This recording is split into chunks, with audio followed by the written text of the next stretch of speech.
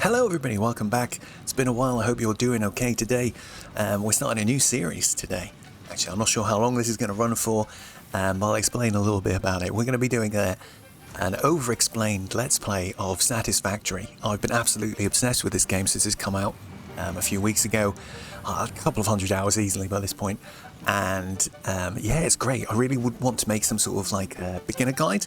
So this series is just going to be like my research into that beginner guide and what we're going to actually do and cover in that guide. So the guide will be, well, how did I want to explain it? It's going to be like a guide to try and tell people that they don't really need a guide. Because the game's got tons of information in it. I think a lot of the guides that are popping up in my YouTube recommendations and stuff like that are things like that are very specific, like how to build like a perfect factory, how to perfectly ratio things and stuff like that. And we'll get into some of that stuff as we go through. But I don't think you need to use those guides. I think the game's got enough information in it to figure out your own ways of doing it, and that's kind of part of the joy of the game. So before we jump in, I'm just going to do a couple of things. Creature hostility is an interesting option. I've played with it off the first time I played this game, but I have put it back on again now, and I do kind of enjoy it. It helps gate some of the areas and makes them more challenging and scary to go to until you're equipped, which means you can't get access to certain materials. Like, it's quite clever how they've done it, so I actually do recommend you keep this on. Keep inventory, that's up to you. I'm going to put it on keep everything, because if we die, I don't want to have the frustration of going to get my stuff again. The only other thing I think that I wanted to do here, disable, it's kept all my options from my other save game. I've created a new Steam account down here. Hopefully, does my little highlight work? Oh yes, it does, my desktop highlight works.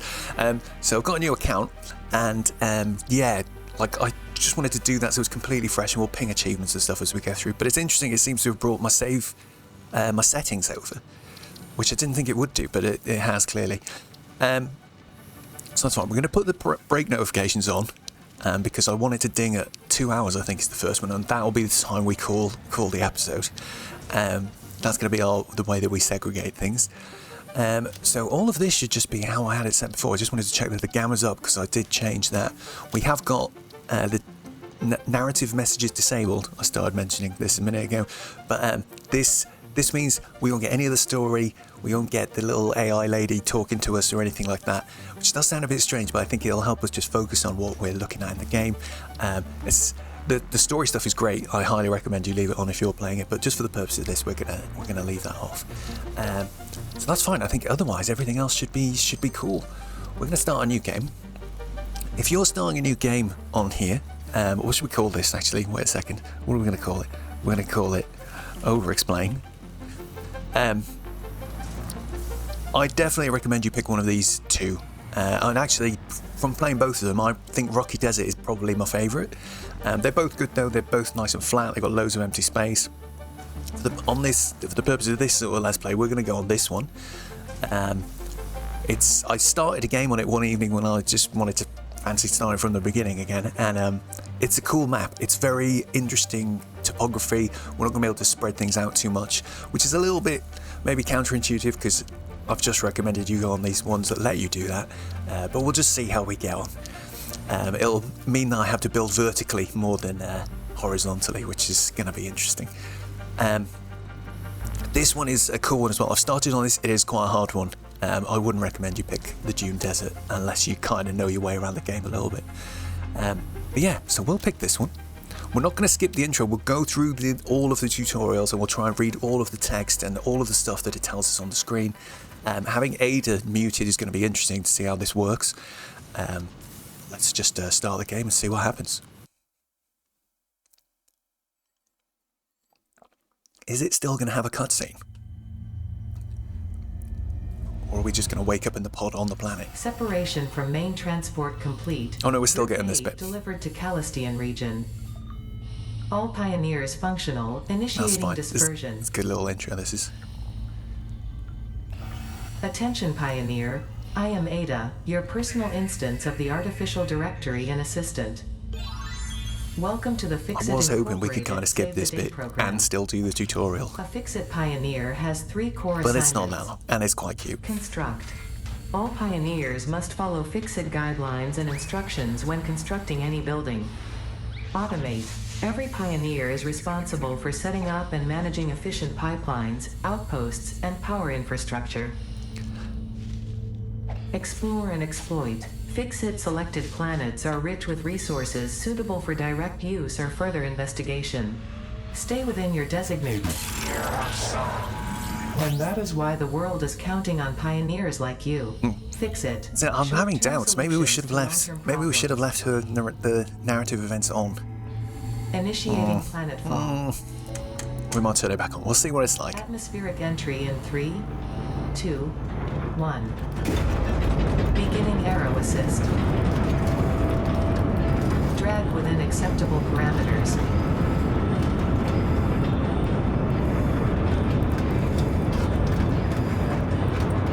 Descent phase begun. Decelerating. The detail's so nice, even in this little room.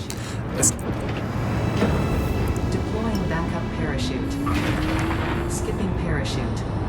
Landing phase begun. Activating retro propulsion. oh, here we go. We can just see our world outside. Oh, the soundtrack in this game, peak, mate, absolute peak.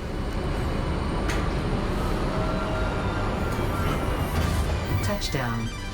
Planetfall complete. Drop pod integrity nominal. Omni situational exploration suit nominal.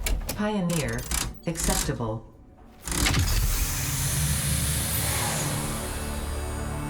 Oh yes. What I like as well is even within the sort of maps, the starting locations, it's quite a large area where you can actually Congratulations. land. You are the third in your region to survive. So you don't always land planetfall. in exactly the Welcome same to place. Massage 2, ABB, in the binary system of Akicha. Okay. Hang on a sec. Let's just have a quick look around, see where we are. This looks nice. I like this. It's quite a... The landmarks are going to be quite difficult to use here. Like in the other start locations, you usually have like a big rock, or there's some sort of landmark that you can use to help find your way home. But here it's going to be interesting because of just how high and up and down everything is. Anywho, so let's see, what have we got?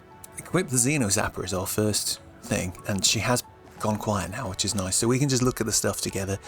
And am I able to do... Oh yeah, there, that works. So now I can use this and not move my view around. So we're going to equip the Xeno Zapper, press tab to open the inventory, drag and drop equipment to a hand slot to equip it. So let's have a look. So yeah, we can just go like this to equip an item. You can also double click it, which does the same thing. It will replace whichever... We get more than one slot eventually. It'll just replace whatever slot you've currently got selected. One thing I only just really recently discovered is you can actually press the number 1 key to do the same thing. So see this shortcuts up here.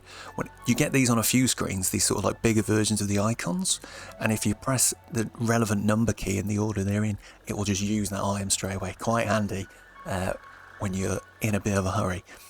Anywho, so let's equip that. We've got our next onboarding objective 2, dismantle a drop pod. Press F to enter dismantle mode. When in dismantle mode, hold left mouse button to dismantle. So there we go, nice and easy. The next thing I wanted to actually quickly mention is, I'm not going to be able to do this without changing my view, I think.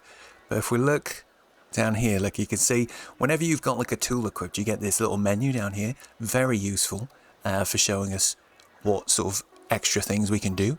There are some keys that don't show up here, frustratingly. When I notice some, we'll talk about those. And then over here as well, this bit is quite nice as well. It shows us what our shortcut keys are for extra features. So like B is the torch, for example, F is dismantle, etc. Anyway, let's get this thing dismantled. Nice, we've done that.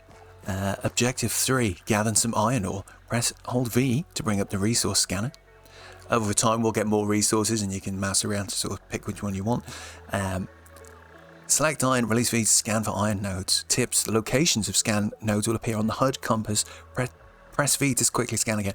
That basically means just tap. Tap instead of hold and you'll scan for the last thing again.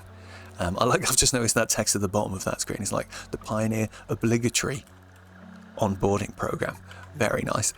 So there we go. We'll ding for some iron and we'll see what we can find. If we look at our compass at the top of the screen, there we go. We can see some are 400 meters away in that direction. Oh, 800 meters in that direction. 900 meters in that direction. All right, let's head over to this one. You can see here, actually, when we're coming close to this, we can pick this stuff up. So some stuff can be picked up. It'll get a little outline around it like this.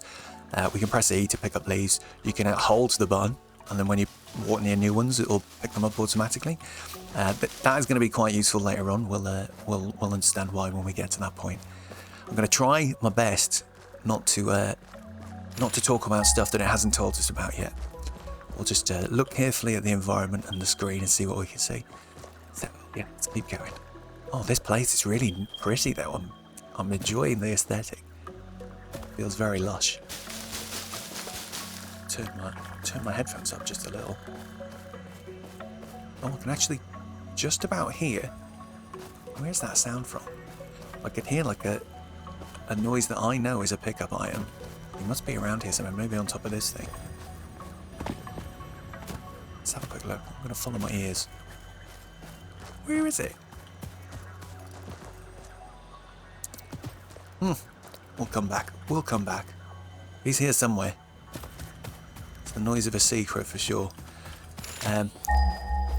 The game hasn't told us yet, I don't think, but we can sprint by pressing shift. I highly recommend you just turn that on to toggle sprint, because it's just much nicer than holding the button all the time. Oh wow. We dinged a bunch more here. So look, we got 4 right by here. Oh, hello. So this thing down here, that is, well, let's just go and have a look, shall we? It looks quite interesting, doesn't it? What have we got here? What's this blue guy? He looks a bit suspicious. So the moment we got this thing, we haven't actually looked at it and talked about it. So there's good mouse over tooltips on everything in this game, so you can just like hold the mouse on your inventory, access via the tab key, and then just mouse over if you don't know what stuff is. You can also usually, I don't know if I can actually do it here. Can you look at the? No, you can't look at the codex yet, but we'll figure that out in a minute. We've got this thing here, which is our weapon. What is this guy doing? Sitting down, standing up. He doesn't know what he's doing. Hello. Doing a little dance. What about you? Are you gonna? Oh. There we go. We're taking a bit of damage. So, gas. This is a very low stakes game. There are enemies and they will try and fight us, but there's a lot of poisonous gas that we have to avoid. We'll get means to deal with that at some point. We also take fall damage and we can die from falling, so we'll just be careful and let's see if we can take this low road and go and check out that sort of crashed object thing that we saw on the floor. This looks like a sort of road. There are sort of natural paths like this in the game that you'll notice. They're quite handy to sort of use. They're helpful to let you sort of, what's the word? It'll sort of help you map things out in your sort of subconscious mind of your area. They're very useful in that regard, I'd say, and very useful later on when we get some of the sort of transport options in the game. Oh, this guy, he's fine. You don't need to worry about him. He's completely harmless. He can't do anything really except get in our way, and you can just give him a little tap to make him run off if he does that. But you will find him stood in your base, stuck inside your machines, and it's a little bit annoying. But we'll deal with that when we have to. Right, where's that crashed? Is it over here somewhere? Oh yes, there it is. Let's see what we got here. Oh, right. Hostility. Oh, here we go. So this is one of our default enemies. These guys are quite simple. They're called hogs. They just sort of charge at you. You can quite easily just jump and just ping them in the top of the head though. That's my preferred method. They then just do a big loop around. Where's he gone? They've run off somewhere. Come on, lads. Well, we're going to go and check this out then. Oh, here's one. Let's just finish him off. Come here. So the reason I turned the combat off the first time I played this is because it isn't really that exciting. It is just a case of like hitting a thing with a stick a lot of the time. You do get some sort of firearms, but even they're not great. But there we go. We killed him. We got to pick up his remains. What's he giving us? Hog remains. The carapace of an alien hog creature used for MAM research. So that's something we'll do a bit later in the game. We are managing to avoid all that. Normally when you play this, whenever you pick something up, Ada chips in and tells you a little bit about it. What have we got here? This is interesting. Oh, what's that? Mate. Supercomputer. That is a cool pickup. That's an item you can craft much later in the game. We won't be able to use it for anything for a long time, but we will be able to effectively sell it for some tokens before we know it, which will help us get some good additional customization options. So that's handy. So this then, we can interact with this thing. Look, this is a drop pod. We can open the door. Sometimes there's a requirement that will appear in this sort of area here.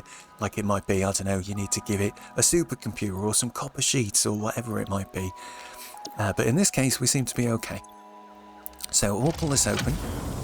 We'll get something. A hard drive contains fix-it data. Analyze it in the MAM. So again, the MAM is like a research station that we'll unlock pretty soon. So we'll just take that for now. This sort button's very handy, by the way. Highly recommend you use it. It'll do things like even combine your split stacks and things like that. So it's quite handy. We haven't talked about that either.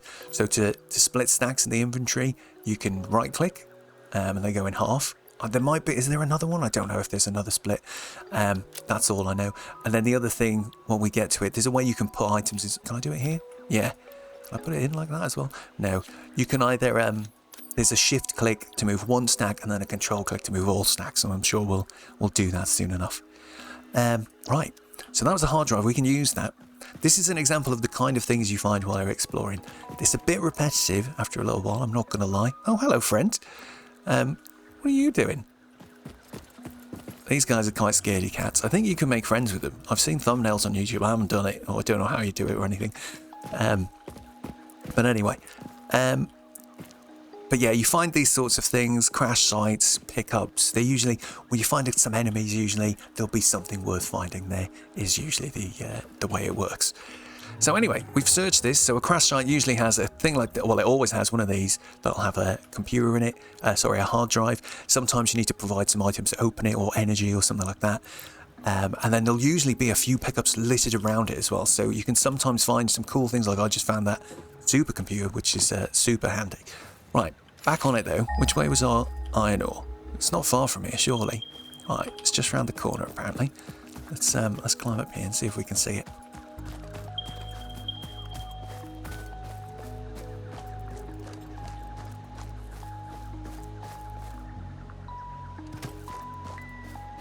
Meters.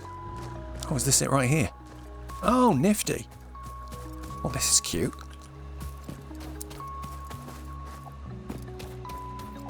So are they in this room? Where's it? Oh, here's one. So this, if we ding it again, you should see it. Ping right in front. They do get a little light shine straight from above when you find them. So this is our iron ore. And this is one of those times where at the beginning, when you start playing this at the beginning, you don't need to pay attention to this. But this text right here, oh god, it's moving. Need to start mining iron ore pure.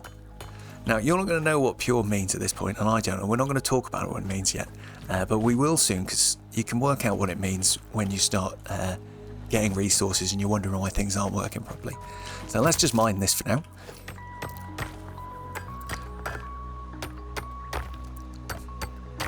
So that's great. We need to get some iron so that we can build some stuff. So we're now on to onboarding objective 4 because we found our iron.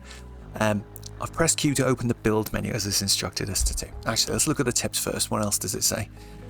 It's got an efficient pioneer would build the hub near iron nodes. Further instructions on how to use the build menu can be found below the menu. Oh golly, hello. Mate, what's your problem? Come here. I think it's four whacks. Oh yeah, they love running off edges. Oh, gutted it didn't fall all the way. Go on, off you go. Yeah, 4 whacks sorts them right out. Right, further instructions on how to use the build menu can be found below the build menu. Oh yes. So we'll just talk about some of this stuff. So again, we can press on one of these to select it, and then that'll put us into this sort of mode. Where this is called build mode. We can see the blue thing is showing us where we're gonna build it. If you right click, I can come back to the menu, which is quite a handy little shortcut. Add to to-do list is the right mouse button. So if I press the right mouse button, I can choose this add to to-do list, and that's going to add it over here. And then you can see, if we just close this real quick, you can see now I've got like my to-do list is there, and it shows me that, can I do this? Yeah, we can see we've got build the hub, iron ore, and you can edit it by clicking on it.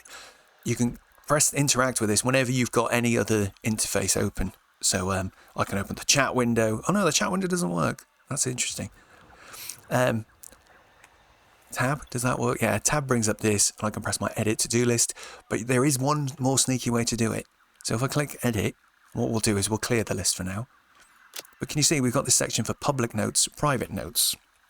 So we can just type into these boxes anything we want. And when I close this, that'll just be visible there. You'll notice the edit button's not here anymore. But if I move the mouse to the side, the screen goes dark at the edge. I don't know why they've made this obtuse. I don't know why the button isn't just shown there in the same way. Or why there isn't a key or a different way to access this that's more transparent. But yeah, I can just click there and now I can do this. One thing I want to say that's really annoying about this screen though is if I press escape, which to me feels like it should do the same thing as the cross button there, it cancels the changes you make. So just be careful of that, or else you can type a load of stuff and then I've done that so many times, pressed escape, and then it's there's quite a few weird. They need a better UI UX guy, and I say that as a UI UX guy. So I'm going to be a bit snooty about it sometimes. Sorry, everybody, but there are some annoying things in the UI in this game. But anyway, so we've just had a look at that. What else have we got here? So that's our to-do list. Bind to hotbar. That's quite a useful one as well. So what that means is you can just press the number key at the bottom. So I like to actually put my crafting benches numbered 9 on my hotbar. I'm pressing it and it's not doing it, which is actually really annoying for the purposes of trying to demonstrate this. That's weird, isn't it? Why isn't it letting me do that?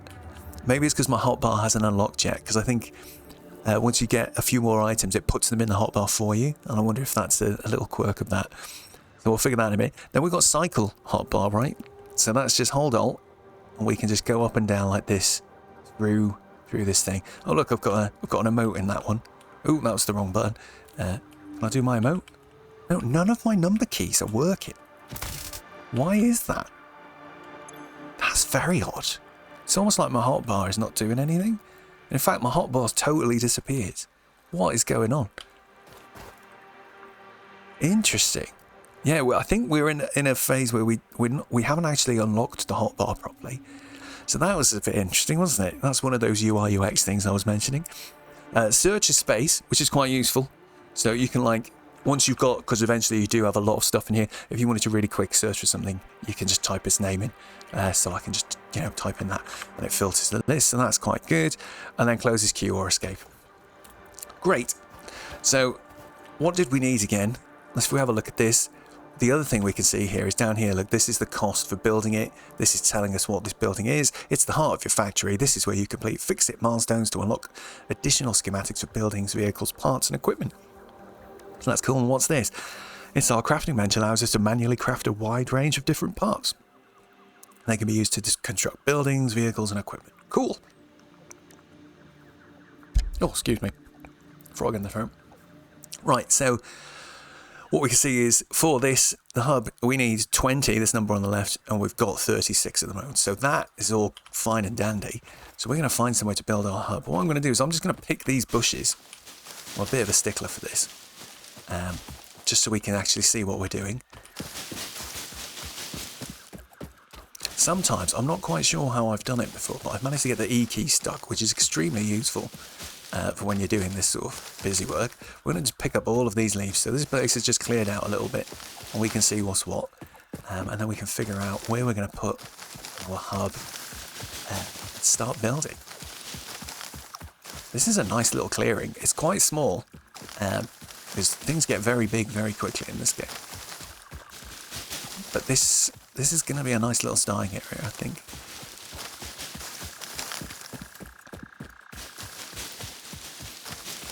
There's a lot of bushes, man. There's a lot of bushes. But hopefully now, with some of the bigger ones especially taken down, we can just sort of look over the area a bit. This is cool. So we've got this iron here. We did have some more. Where are they? Oh, there they are. I can see them. So you can identify them by these little rocks. It's a shame that doesn't stick to my mouse pointer location. It always seems to be in a weird place. But yeah, these little rocks are telltale of a what do you even call this? Like a resource node or something, I guess. So, and eventually we get machines that we can put on these that automatically mine from them. So, but we got another pure iron. That's interesting. That's cool. That's real cool. So I've got 48 on. Let's get a couple more. There we go. We got 51. Perfect. Right. So we can build our hub. So is this another? Oh my god. So we've got 4 pure iron just right here. This is amazing. So we need to build our hub somewhere. So I'm figuring, and because this is, you know, one thing about this game, I think is probably the most important thing, is you have no idea when you first play it how big things are going to get, how much space you need for stuff, and things like that. So there's a lot of time spent sort of demolishing and rebuilding things. So, but I'm kind of thinking, let's have a look. So we've got all of these resource nodes. These 3 here is nuts good though. Well, we've got 1 pure over there, and he's probably going to be enough to fill this sandy area with machines. Right, I know that from experience. What I'm going to do as well is looks like a little path. Oh look, we got that hill. Go down that way. That looks nice. And I like that it's sort of like a dead end the other side. It's kind of nice.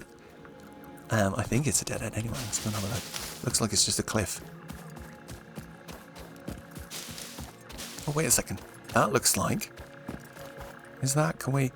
Oh yeah, this is... I don't know if it ever tells you about photo mode in the tutorial, but you can press P to enter photo mode, and when in photo mode you can use the mouse wheel to zoom in and out, which is quite handy. Let's have a quick look. Oh no, this connects to here. He's a bit high up. I'll have to figure out a way to get up on top of him. This is cool. There's a way up this way. Is that another resource node? It looks like it is. Oh, we didn't talk about this. You can do like a slide jump to go a bit quicker. I don't know if it works yet. You get some sort of movement upgrades, and then it definitely gives you a little speed boost. Let's have a look. Oh, nice. A pure copper node. Dudes. This start location is not good. Okay, let's head back. We're gonna go and build our hub. I'm gonna try and we can't really get too high up at the moment. Again, something we'll get. Oh, I hear another secrets noise. Well, we'll go and have a look up there in a little while. I don't know if you can actually hear it. Should we see if you can hear it? We stand here again. If you're the kind of person who hasn't discovered this yet. Don't know if that's coming through, but there's a tiny little noise. It's a little sluggy, I think. You get these funny little magic slugs. But we'll talk about them a bit more when we get them. So I think, since this is we're gonna fill this nice flat area probably with machines, I think the hub should go somewhere over here. We've got a nice path here. Will it fit in between the path here on this little bit of grass? Can I get on top of this mountain to look, this little hill here? Mountain, lol. See if we can get up on top of this hill quick. And then I can get a better view. But it doesn't look like we can. Oh, wait. It's lowering down over here. We've done nothing. I think the sun feels like it's starting to set. We get on top. Yeah. Oh, to be able to build a ladder, which we will soon be able to do. Especially with that supercomputer. And I'll show you that soon. Right. Oh, the view's not that good from up here, actually. Oh, that's not too bad. So, let's get our build menu up. Here's our hub. Oh, he's a bit big, actually, to fit in that gap. That's a bit sad. We could put him over here. This might work. Alongside this path. How steep is this cliff above him? Not too bad. Oh, but I do need... Yeah, hang on. See, I'm just doing that thing where it's very hard for me to discount the experience I've got. I'm going to put him somewhere a bit more accessible to the rest of the machines once they're down. I think let's put him here. He's next to the path still. Looks quite nice. And there we go. We're now on to hub objective 5. Complete the hub upgrade number 1. Hub upgrades and their costs can be found and activated at the hub terminal. Parts like iron rods can be crafted at the crafting bench. So you might be wondering, why would I want, if I've got a crafting bench here, why would I need to make my own one? And that's because a lot of the time you will be crafting. Oh, it's letting me do the hotbar thing now. I just wanted to test that. But you'll be crafting when you're far away from this place. So throwing up a quick crafting thing whenever you want is very, very handy. I think one thing I just want to explain real quick. The other reason that's handy is because when we demolish things in this game, you can see there we've got on the screen it's showing the parts that I've used to build that 3 and 3. You get everything back. So it's, you know, there's no risk. You can just build stuff wherever you want. If you need to move it, you just destroy it and build it again. Really good. And really, it just makes it accessible and sort of user-friendly. You're encouraged to experiment and just muck about in this. Now look, we've got these 2 new objects, so we'll use this. So this is our crafting bench. So over time, we'll get more recipes that can show in this list. And again, you can just sort of search this like this. We can look for ingot and like that. We've got this option, which is quite handy, only show affordable things. So that's only showing things that I can craft with the items I'm carrying. And that's about it, really. The thing I think is most important to probably talk about here is you pick a recipe and then you click this button and it makes one. So you can see I used one of these to make one of these effectively, right?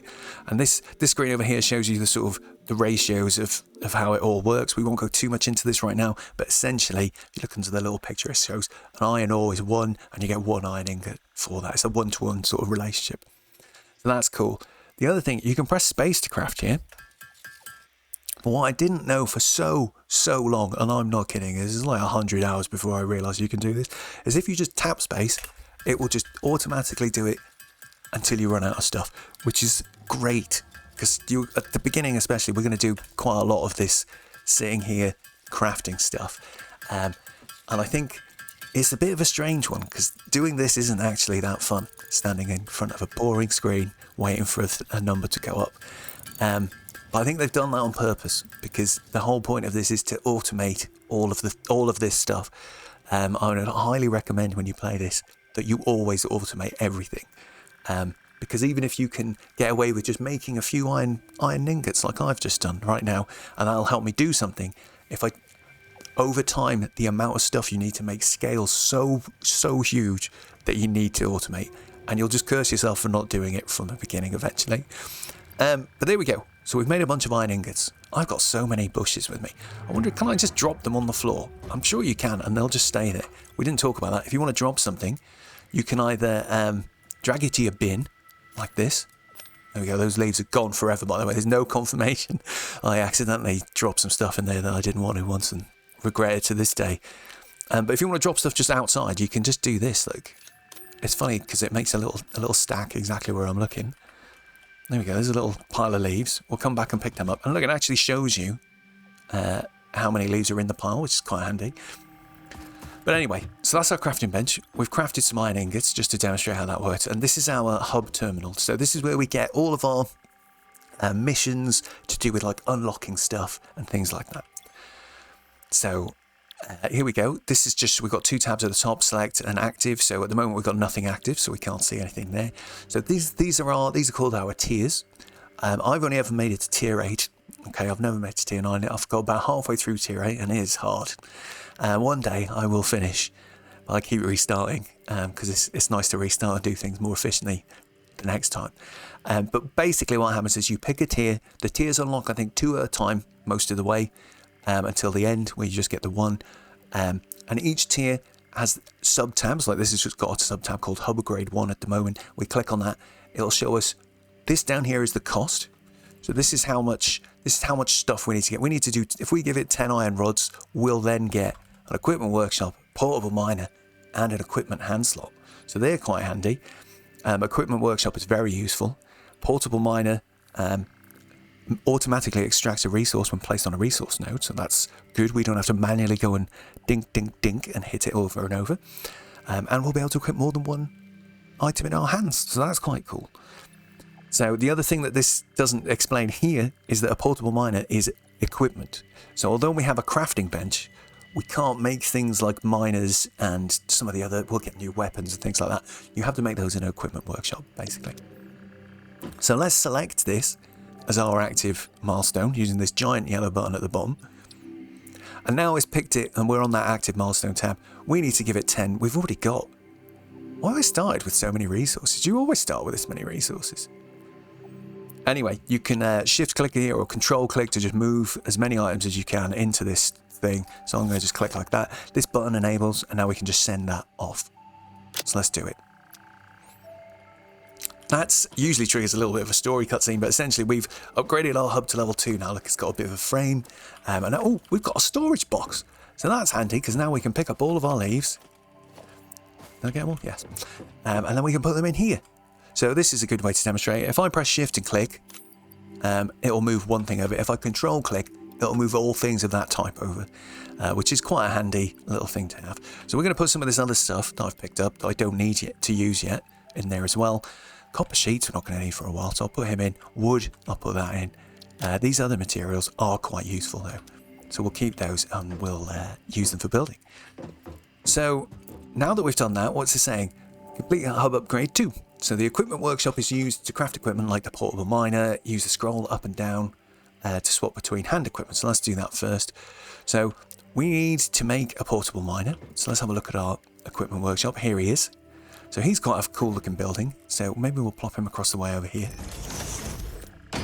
And maybe we'll try and build kind of organically and not too many foundations in this lovely forest location. We'll see. Foundations are like these sort of blocks you get, like concrete blocks and stuff you can put on the floor to make the buildings a little nicer to look at. So yeah, we'll try and use some less of those, I think, on this. But anywho, right, let's see.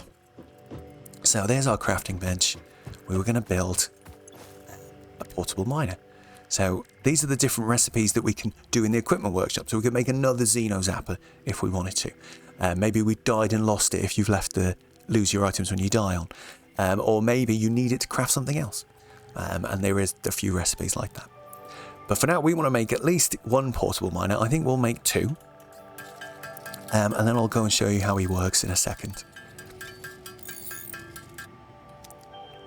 So, now we've built those portable miners. They are like hand equipment. And we've got an extra hand slot now. So if I just hit the 1 key, I'll just pop him in there. One thing I've noticed that's annoying about this is if you ever, sometimes you'll get a recipe that involves using this equipment.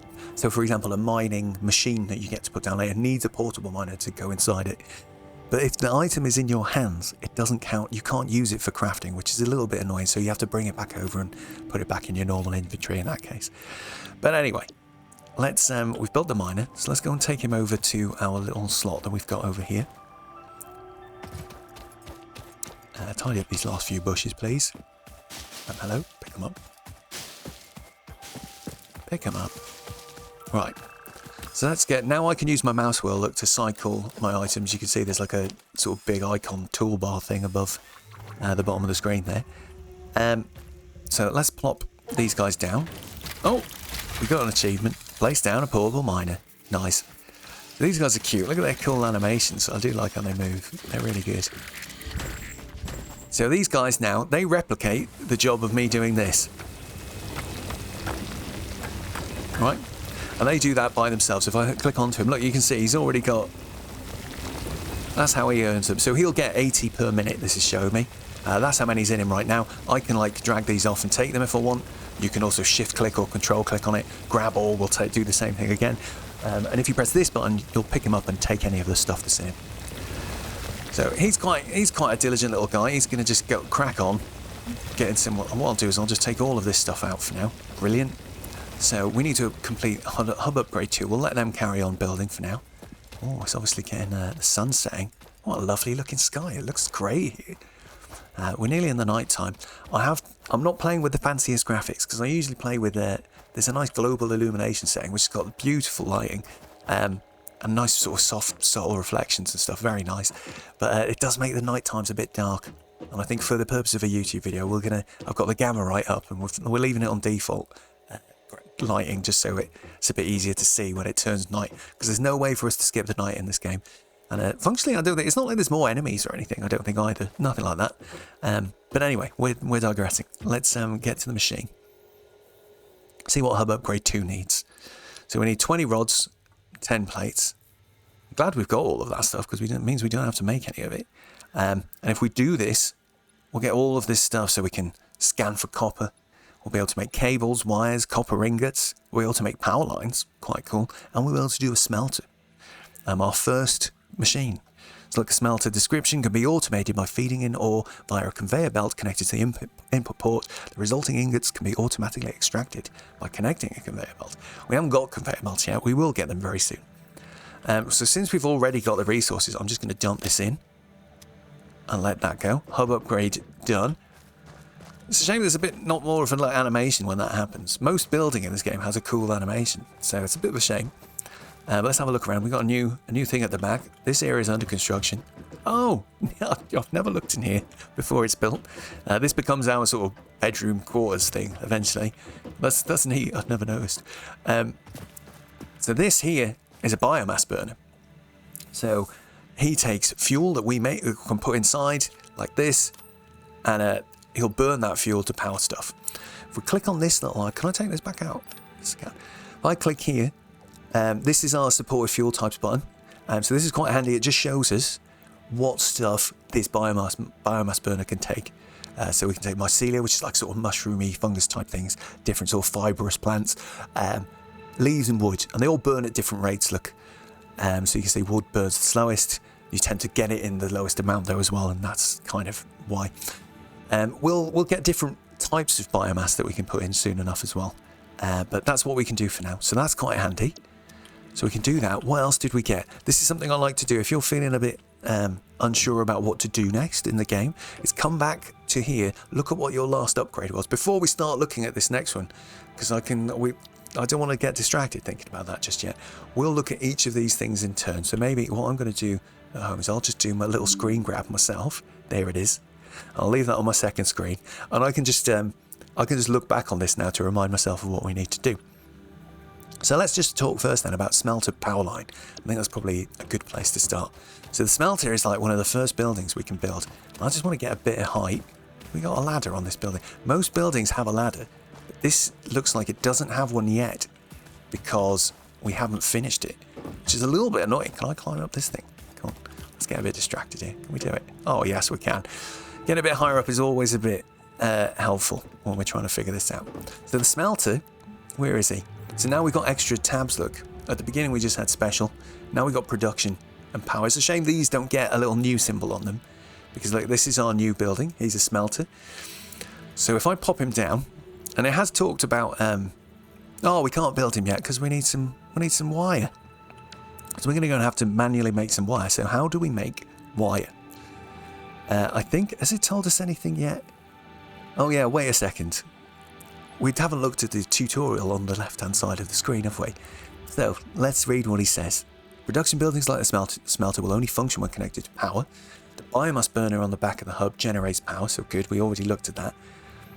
Tips, hold V to bring up the resource scanner, press F to enter dismantle mode. And the reason for that is we got a new scannable resource, didn't we? It told us on our last objectives, so we've got copper. So we already know where he is, he's round the corner, we'll ding for him anyway. And we'll walk over and get some copper. But what I might do, before we do that, let's just craft a couple more portable miners that we can go and leave up there, and they can just go and get us some copper automatically. So there's a couple of those guys. Sorted. So we'll just head over this way. So we've got this copper here.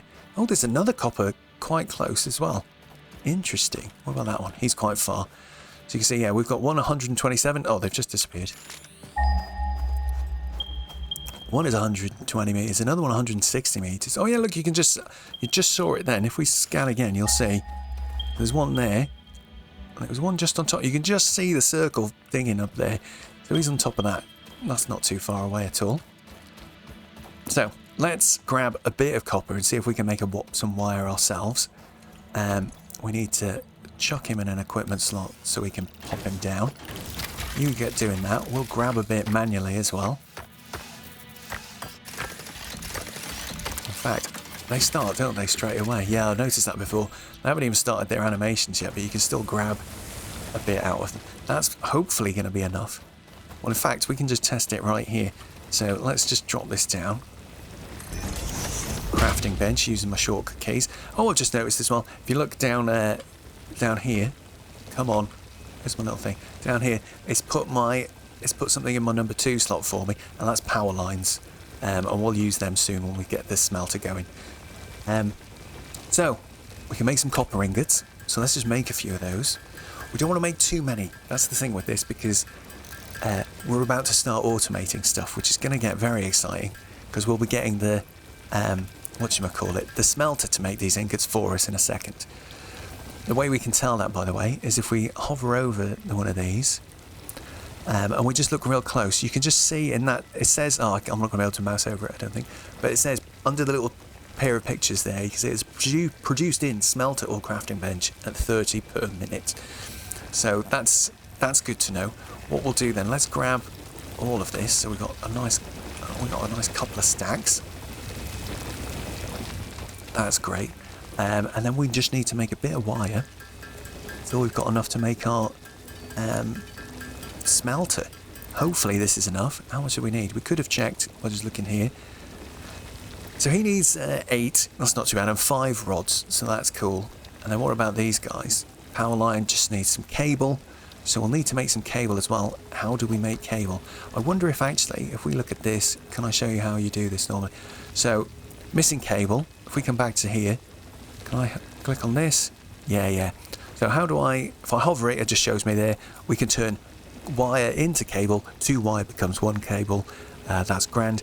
The one thing I wanted to show you earlier is sometimes when in a screen like this, if you click on the picture, you'll get this little opening codex, which is quite nice. It opens this codex screen, which is almost like a little, I don't know, like a wiki within the game of all the stuff you've got. You can come and look up different recipes. You can click through all the pictures and keep doing this opening codex to go to those pages. So it's kind of like, it's a nice way to just look stuff up if you're getting stuck. The other thing that's quite handy is you can expand these. It's not really that important right now, but as we go forward, looking at that information a bit more closely is warranted. But cool, they look like they've finished for now. We're just going to leave you. I don't think we need much more ore at the moment. So let's go back and see if we can build a smelter next to our, what's it called? Biomass burner that we've got on the back of the base. Oh, I've just remembered, we didn't craft any cable, did we? So we've got this bench here. Let's use this one quick. So let's make just a few cable, not too many. That'll do for now, I think. And then hopefully, let's get on top again. We'll see if we can build this thing up. Put it in a nice-ish place. Before you know it, this place is going to fill with little machines doing different stuff. So we'll just try and do things in a little bit of a sensible way. One thing I'd recommend is that you just leave... You've got loads of space, right? We can put this stuff anyway. But what we're going to do is just make sure we've just got lots of space between things at the moment. And the other thing is, well, no, we won't talk about the storage yet. I'm not going to talk about storage. We'll talk about storage once we unlock storage. So yeah, we're just going to pop this guy here for now, I think is fine. Let me think. Yeah, we'll just pop this guy here. So he's a smelter. And if we go and use him, we can get some information. So the first thing I want to point out is he's got this little light on the back of it. So this light here is it's flashing red, supposed to be. It looks quite yellow at the moment, but when it's flashing this sort of colour, that means something's wrong. In this case, he's got 2 things wrong. One is that he doesn't know what to make. So when I interact with it by pressing E, this comes up and this shows the different things we can make. I'm going to get him making iron ingots first, because iron is a lot more useful than copper, especially in the very early game. So we're going to make iron ingots, and now he's essentially doing the same thing that I do at the crafting bench, but automatically. So I can give him a bunch of iron ore like that, and he's going to produce iron, and it'll appear in this stack, and then I can take it out eventually. So if I just leave him with that 100, the other problem that he's got, because his light's still red now, is that he's got no power. So you can see there's a whole bunch of different information on this screen. So maybe we'll just talk about this real quick. We can see he's got no power, so he's not producing anything. This little bar here where it says idle, this is like a progress bar when he is producing. This is how much power he uses, 4 megawatts. This is how long he takes to make 1 item. So that's why you can see he makes 30 a minute. So it's 2 per second, essentially. So we'll close this screen and we'll try and give him some power now. So I've got my power lines here, but I've got them on the wrong key. So I usually have my power line as number 1. So I'm going to just quickly change that. And again, just to do that, you just press the number on the keyboard to do it. You can switch, you can set. It's also kind of useful. I have him as number 1 on all of my hotbars. I eventually have hotbars for lots of different sort of use cases. But having him as number 1 on all of them is always a good idea, I think. But anyway, what we need to do is connect these 2 things up using a power line. So if I press number 1, I can now pick that. You can see underneath there, just above the hotbar now, it's put loads of stuff like we've got build, rotate hologram, snap mode, log. These aren't really relevant to when you're building something like a power line. They're a lot more relevant when we're building something like this. If I copy this, oh, by the way, that's one of the most handy things ever. You can see actually in the center of the little tooltips at the bottom, sample building, middle mouse button. It's just copy whatever you're pointing at. So I can build another workshop or I can build another smelter. Very useful. I'm missing the wire to build this guy. But what this is, so there's my rotation look. You can press H to lock it and then it won't move with your mouse anymore. While it's locked, you can then use the up and the arrow keys essentially to move it around, which is really handy. You can unlock by pressing H again. We've got we've got a quick switch. We'll show you that actually when we've got more buildings. You can cycle through the buildings by just tapping E, which is quite useful. We can hide the HUD entirely by just pressing T if you want to get a better look. Sometimes this stuff's in the way of what you're trying to build. And then also you can just right click to come back to the building menu. But anyway, we need to do a power line. So let's just click. You can see I've clicked on this building to start a power line. And then I've clicked on this building. And then they're connected. Of course, we've still got no power because this guy's got no power because he needs some fuel. So I've got some leaves, but I'm going to just pick a whole big stack of leaves from a box like this. And we'll go and plop them in. And then hopefully that should work. There we go, he's going. So he's burning 80 leaves a minute. How many have we got here? 500?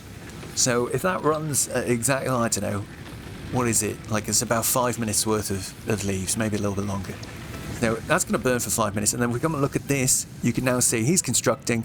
It's reducing the number here and increasing the number here. And I can just shift click or control click that straight out. And he'll carry going. If he gets to 100, he will be full and he will not be able to produce anymore. So I have to come and make sure I come in to grab stuff every once in a while. I'm just going to let him do a few more so I can get rid of this last 3 iron ore. There we go.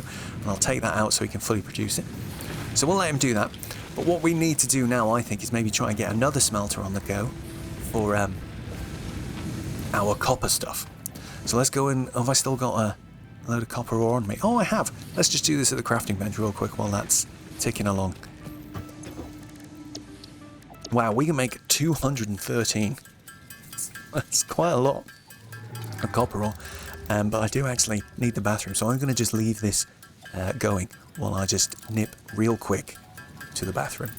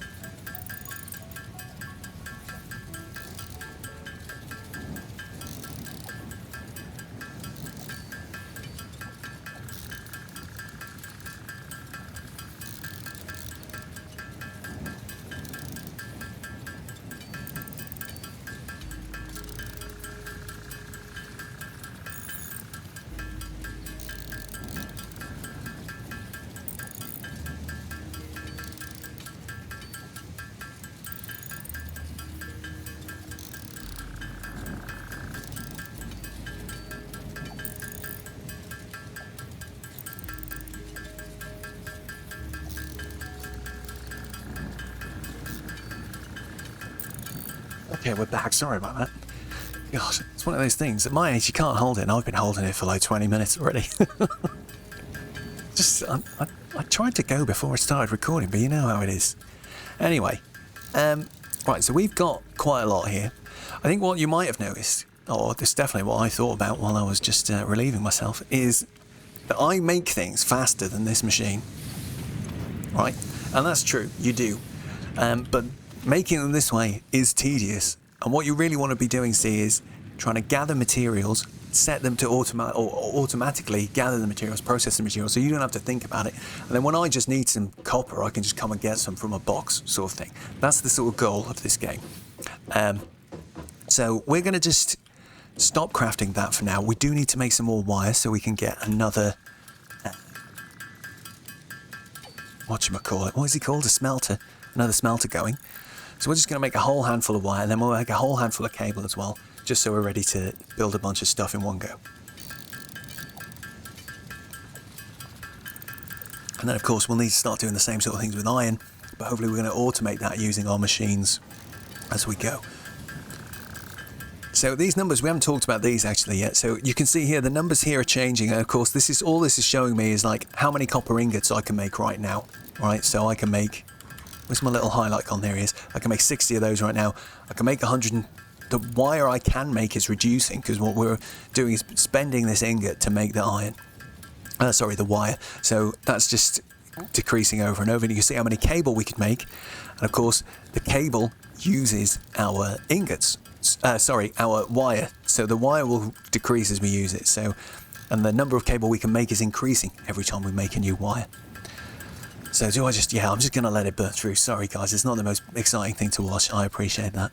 But this is what you have to do at the beginning. And again, I think they do it to just really drum into you. Dude, this is boring and not what you're supposed to do. When I first played, I did do a lot of manual crafting to sort of avoid some of the systems of the game, and then you just regret that later. I highly recommend that you just slowly, calmly just build everything you need to help you do what you need to do. So let's make a handful of cable as well. We'll probably do it till we've got about, I don't know, what do you need more? More cable or more wire? I think you do need more cable than wire generally. So we'll probably do it until we've got about 100 cable, I think. Oh, this is one of my favourite soundtracks, just coming in as well. Beautiful music in this game. Absolutely beautiful. Right, there we go. We've hit 100 cable. We've got a bunch of wire still. So hopefully we can make another one of these guys now. So let's just try that, shall we? Let's make another one right next to him. Pro tip, you can hold control to sort of snap. It works quite nicely when you haven't got foundations. When we get foundations soon, which are the sort of concrete blocks we can put on the floor, items all snap much nicer to that. It's a lot easier to make things organised. So we'll make another one of those. And then let's try and... Oh, wait a sec, he's stopped. Oh, he's finished. Let's grab some more iron ore real quick from one of our guys and drop it in just to get it carrying on crafting. Let's grab all of that. That's exactly 100. How convenient. And we'll plop that in here. Dunk, so we can carry on working. How many leaves have we burnt through so far? Not that many. That's grand. I think the biomass burners only use energy while there's something to draw energy. So when this machine gets stuck, essentially those leaves won't get used anymore, which is quite nice. But anyway, there we go. So he's going to go and craft a bunch of those. So now what we need, this guy needs to be told what to make. We want to make copper ingots in this one. We're going to drop some copper in. And then of course he needs power. So let's try and do power, but we can't. It's not letting us do power because if we you've got look, this is saying no empty power line connections. Can you just see that just flashing underneath the little cable icon? So he can only have one power connection and it's being used on this building right now. This guy we can click on, but there's nowhere else to click it. And we don't actually have a means to get around that just yet because we haven't got any more power infrastructure options yet. So that's my bad, but that's fine. That's the kind of mistake you make in this game and realise, oh, I can't do that yet. And there's usually some reason for that. So now we've done this, let's have a look. We've got our copper ore, we've got our iron ore. How do you cancel that? Oh, you can press escape while holding the key.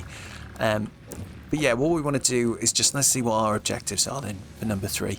We need plates, rods, wire. We've got all of those. And would you know, we'll be able to make power poles. Allows for up to 4 power line connections, connects power poles, generators and factory buildings to create a power grid. Lovely, that's exactly what we need. We'll also get a constructor, sounds great. Can be automated by feeding component parts by a conveyor belt. So what that thing does is it's like the smelter but for different parts of the things we can do at the crafting bench, right? So he sounds really exciting, that'll be good. Concrete, great. Screws, a new type of ingredient, reinforced iron plates, a new type of ingredient, and scannable resource limestone. So let's just, I think we're good to just immediately complete this. Great. Upgrade that hub one more time. I think the hub's finished now, isn't it? Or is there one more after this? Nearly finished. What we got here? What's it showing us? Oh, our room's finished. So this is real cute. Here's our little bedroom. Looks very nice in here. We've even got a toilet. You can throw things down the toilet if you want. And then that's it. I think, is that, how do you flush it? There must be a way to do it. Split stack. Is there not a way to flush the toilet? I thought you could. Well, I'll just leave those in there for now then. We'll put some wood in the toilet. That's interesting. Now we can come here to customize our character. We're not going to do that just yet. We might do once we get other color customizations. But yeah, so there's other stuff, like we get a computer on this desk and some cool little decorations in our bed. We haven't got those yet. Anyway, but we do have a ladder to get on top of the hub now, so that's quite good for when we want to do more building. But let's have a look at our options then. So we've got our power pole.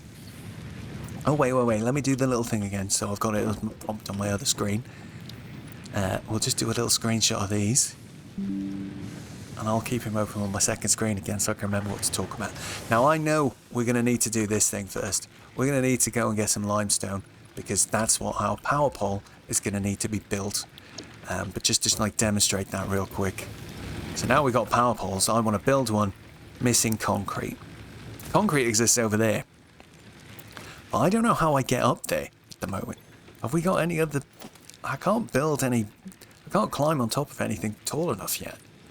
I wonder if I can cheat. Because these have got little ladders on, look. And in fact, as an arc... Can I put two of those on top of each other somehow? So I want to go and get this limestone, but he's too high up. I'm going to just try... Let's... I don't know how we do that. Unless there's another limestone somewhere else nearby. Oh, there's one over up on top of a hill. Up that hill. There's one on this little ridge, and I can't climb that yet, which is irritating. Got one 400 meters in that direction. Okay, so we've got one on top of this hill. I guess we're going to have to just go and do that. What we'll do is, again, we'll make a couple of portable miners to drop on top of him. Just so we can run back there and get some limestone whenever we need it. Great. And we'll just leave our... Wait, is he gone yellow? So that was the thing we didn't talk about. So green means building's operational. Yellow means building has a problem. Red means building has a big problem. So this building's problem right now is he's full of stuff. So what we might do, we've got a load of iron ingots right now. We might go and just quickly grab some copper. And we'll drop that in there. Just so we got a nice stash of copper ingots as well when we need them.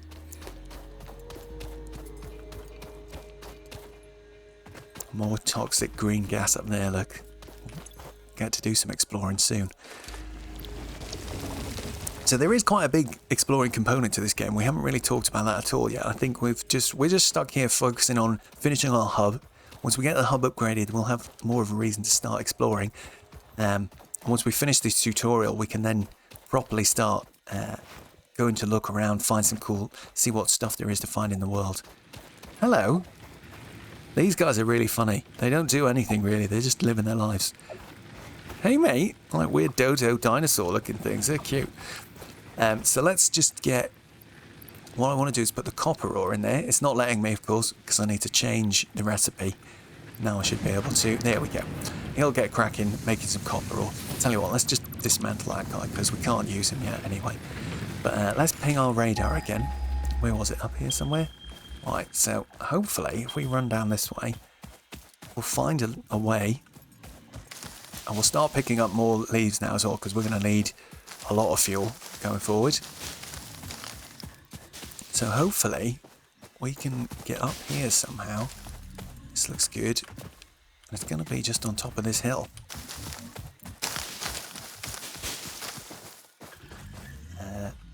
Where's it gone? Is that it down there? Oh yes, I see it. We drop off here. Oh, we lost a little bit. Damage to fix it property detected. I like that. We're the property, right? Get it?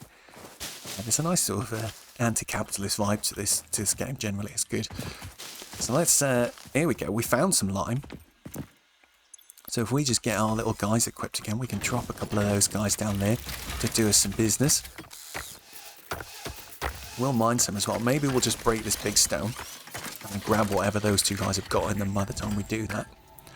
Just to help you realize, sometimes you can spot these. They're not always sticking up like this one, but you can tell it's an object you need to break because it gets a white outline. You see that appearing as I mouse over it.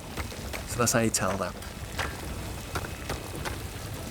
Right, now that we've got some limestone, I've done it again though. We've managed to just progress without reading what the tutorial was trying to tell us. So we've got complete objective 8 on the side there. We'll grab all of those. Did I grab all of them out of here? Oh no, I put limestone in. What a wally. I thought that seemed to have gone wrong then. So, production buildings like the constructor will only function when they're connected to a power source with a power line. Power poles can be used to connect multiple buildings. Tips. All data on recipes, messages... buildings and messages is stored in the codex. To open the codex, press O. So yeah, we haven't talked about that yet. We'll have a quick look. Oh, I think I went a bit too far down the hill. Oh no, because we fell down, didn't we? We had to come back a long way. So let's scoop up as much grass as we can on the way back. Should we just round this corner? Oh, I like this little location though. It's nice. We've got a nice little, almost like a little driveway. We've got 2 little paths coming into our base, which is real nice. But yeah, let's have a very quick look then. Let's climb on top so we've got a nice vantage point. Always like being high up in this game. So if we press O, that takes us to this screen. So this is the same screen that we saw before when we right-clicked on a thing and then and looked at it. So this just lets us, again, we can just browse and you can search. But what we haven't talked about yet, you can look at inbox. So this just lists all of your like tutorials again and stuff like that. Messages. These ones are the messages from Ada that we've skipped because we've got the narrative stuff off, but you can look here and it just tells you a little bit about those things as well. If you want to recap on anything, you can come here and look at it basically. But the other thing that we haven't talked about yet is the N key, which is like your quick search. It doesn't. I don't know if it ever tells you about this in the tutorializing messages, but N is great.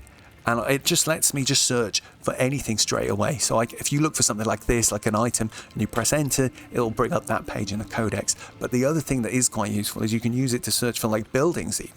So if I look for a smelter and press enter, it just pops him straight down. So that's really cool. But we're not going to do him just yet. We're going to do our new building, which is a constructor. And we need some reinforced metal plates for him and some cable. We've been quite lucky, I think, because we found a bunch of items at that first crash site. So we haven't had to craft some of this stuff, which I'm extremely grateful for because it's quite tedious having to do all of that. So look, we can put our constructor, and what I'd recommend we do is we put the constructor kind of in front of our smelter. If we hold control again, you could just see us doing, it's really small actually, that's weird. See if we can get it to appear a bit bigger.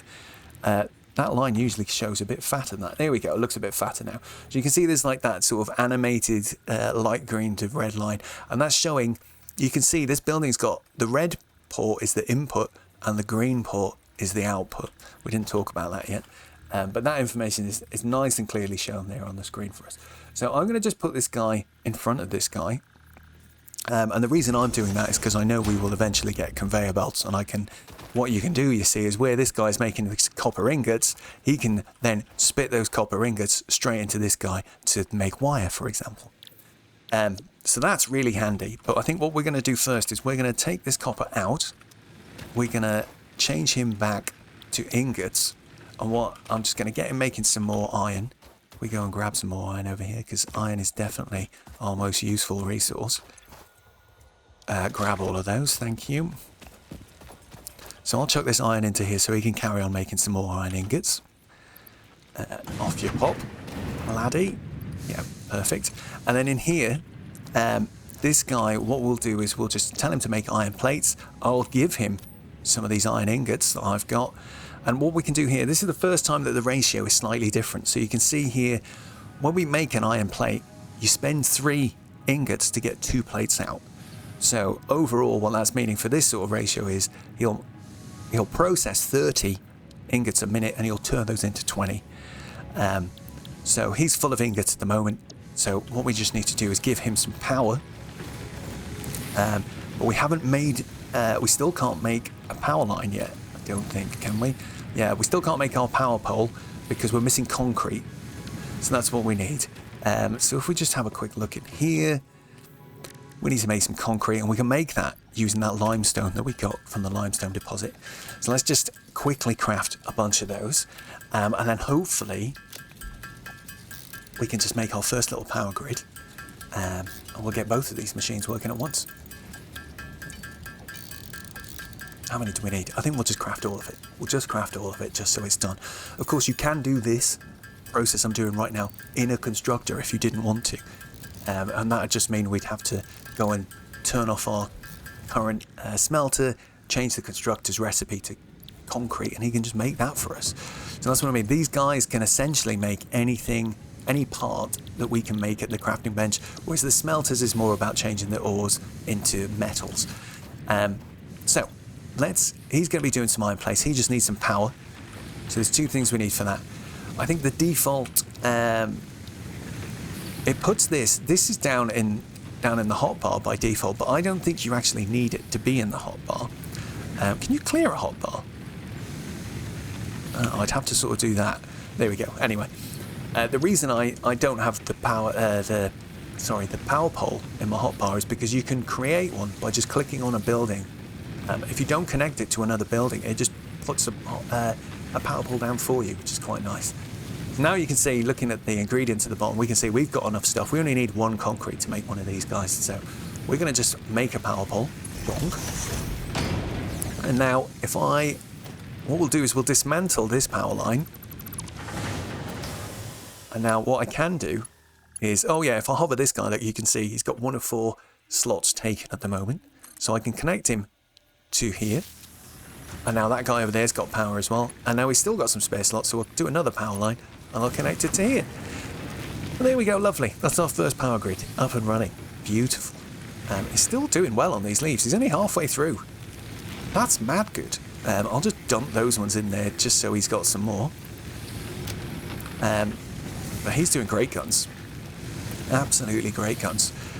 So he's making us ingots, he's making us iron plates, and that's great. One top tip that we haven't really talked about yet is how you can use the dismantle gun to see how much stuff is in a building. This is a little bit of an advanced technique, but look, actually, if I point it at the hub, so normally what it does is it shows you, now how can I do this with a more primitive example? I tell you what, we'll build a crafting bench, right? So I've built a crafting bench. He costs, those resources to build him are shown on the screen right now, right? If I dismantle, you can see there it's showing me what I'm going to get back for dismantling it. So I'll get 3 plates and 3 rods. Boom, they go back into my inventory. If I point at a building like this is not only showing me the stuff I would get back, it's also showing me the stuff that's in the box that I put there earlier on. So that's why we can see the hard drive and like the meat from the hogs that I've killed. So that's the stuff that's in here, look. So when I destroy this building, it's showing me I'm going to have to pick up all of that stuff as well. So it's quite a good way. If I point at this, I can see, like, you know, he's got 100 ingots in him right now, so he's not going to be doing any work. I can see he's got 30 plates. Does the number update in real time? I can't remember. No, it doesn't by the looks of things. I have to mouse off and mouse back on. But at a glance now, I can see he's got 52 ingots left, and he's made 32 plates. This guy's made all of his stuff. So we want to come in, we'll take some of that out. I think we're probably all right on ingots for a while though, mate. I don't think we need any more. I'm going to grab some more copper just while things are ticking over there. And then we'll go and look at our next upgrade to the hub, and we'll see what we need to do. Hopefully that'll give us a nice sort of bit of guidance on where we need to go next. So I'll take that out. Oh, I already had 60. Never mind. Let's go and get this stuff hooked up. We need to climb on top of this. We need some sort of ladder or foundations or something. Soon we'll get some stuff like that we'll be able to use for that purpose, which will be great. Okie doke, so let's change you back to be copper. We'll stick some copper in and you can just crack on. This guy's just cracking, beavering away. So what we'll do next is maybe we'll just make another constructor, why not? And we'll get him making something as well. Maybe you can make some iron rods for us, and we'll put a bunch of that in there. We'll get our power line out, and we'll just add another power line. And maybe we'll just make one more.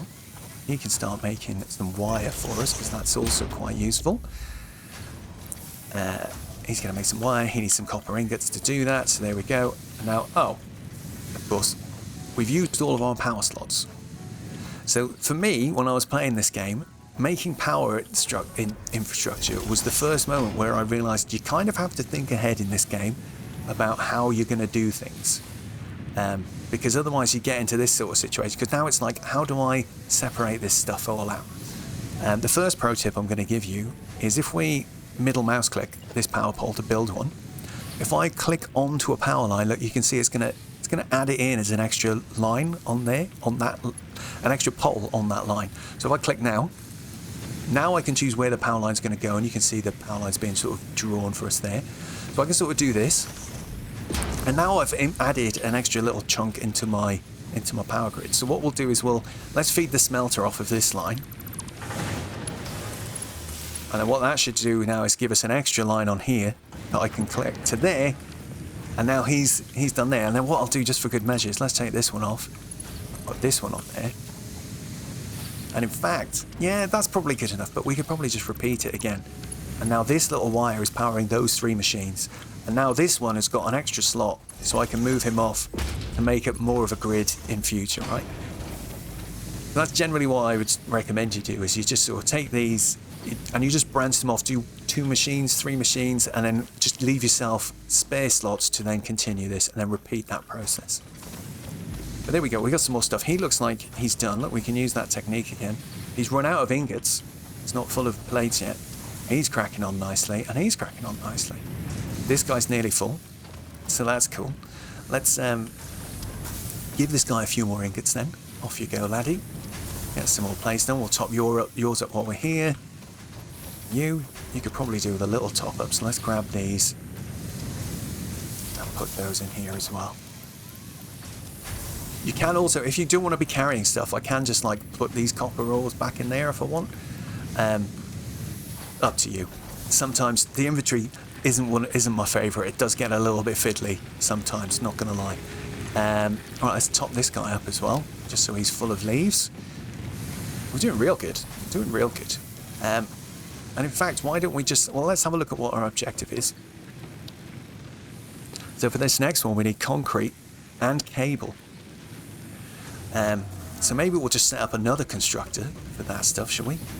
And maybe we can do another... Well, we'll leave the smelter for now. Let's just do another constructor. We'll put him here in front of these ones.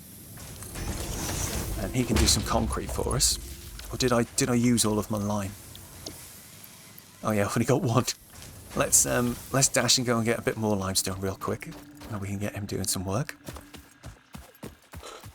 I think we've got enough to maybe complete the objective already, but we'll just not bother doing it just yet. So let's see, if we follow this path, you can sort of see this vague, although I don't know why there's a path unless other people have been walking here. So we can come down here, and then I think we just hang a right around this little sort of cliff edge you can see just there. And hopefully...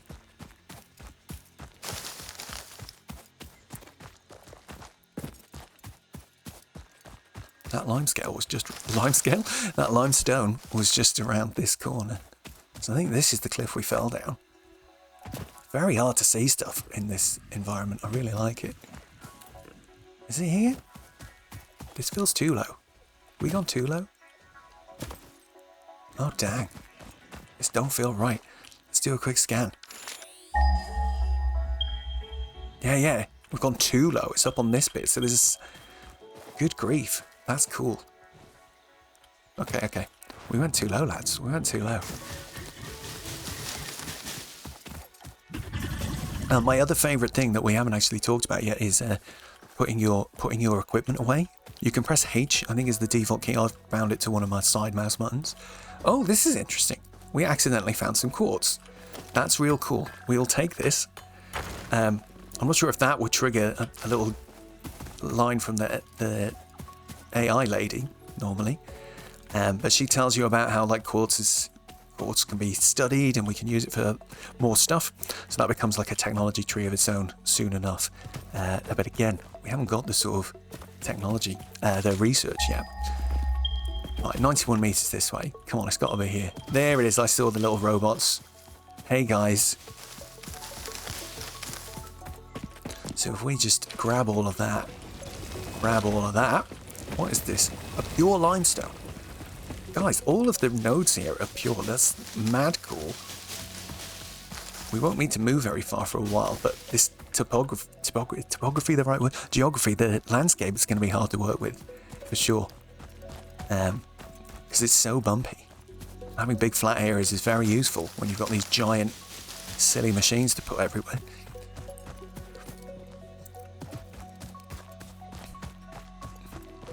And yeah, the landscape's also going to be a bit harder to sort of memorize, I think, due to all the trees and everything looking really, really samey.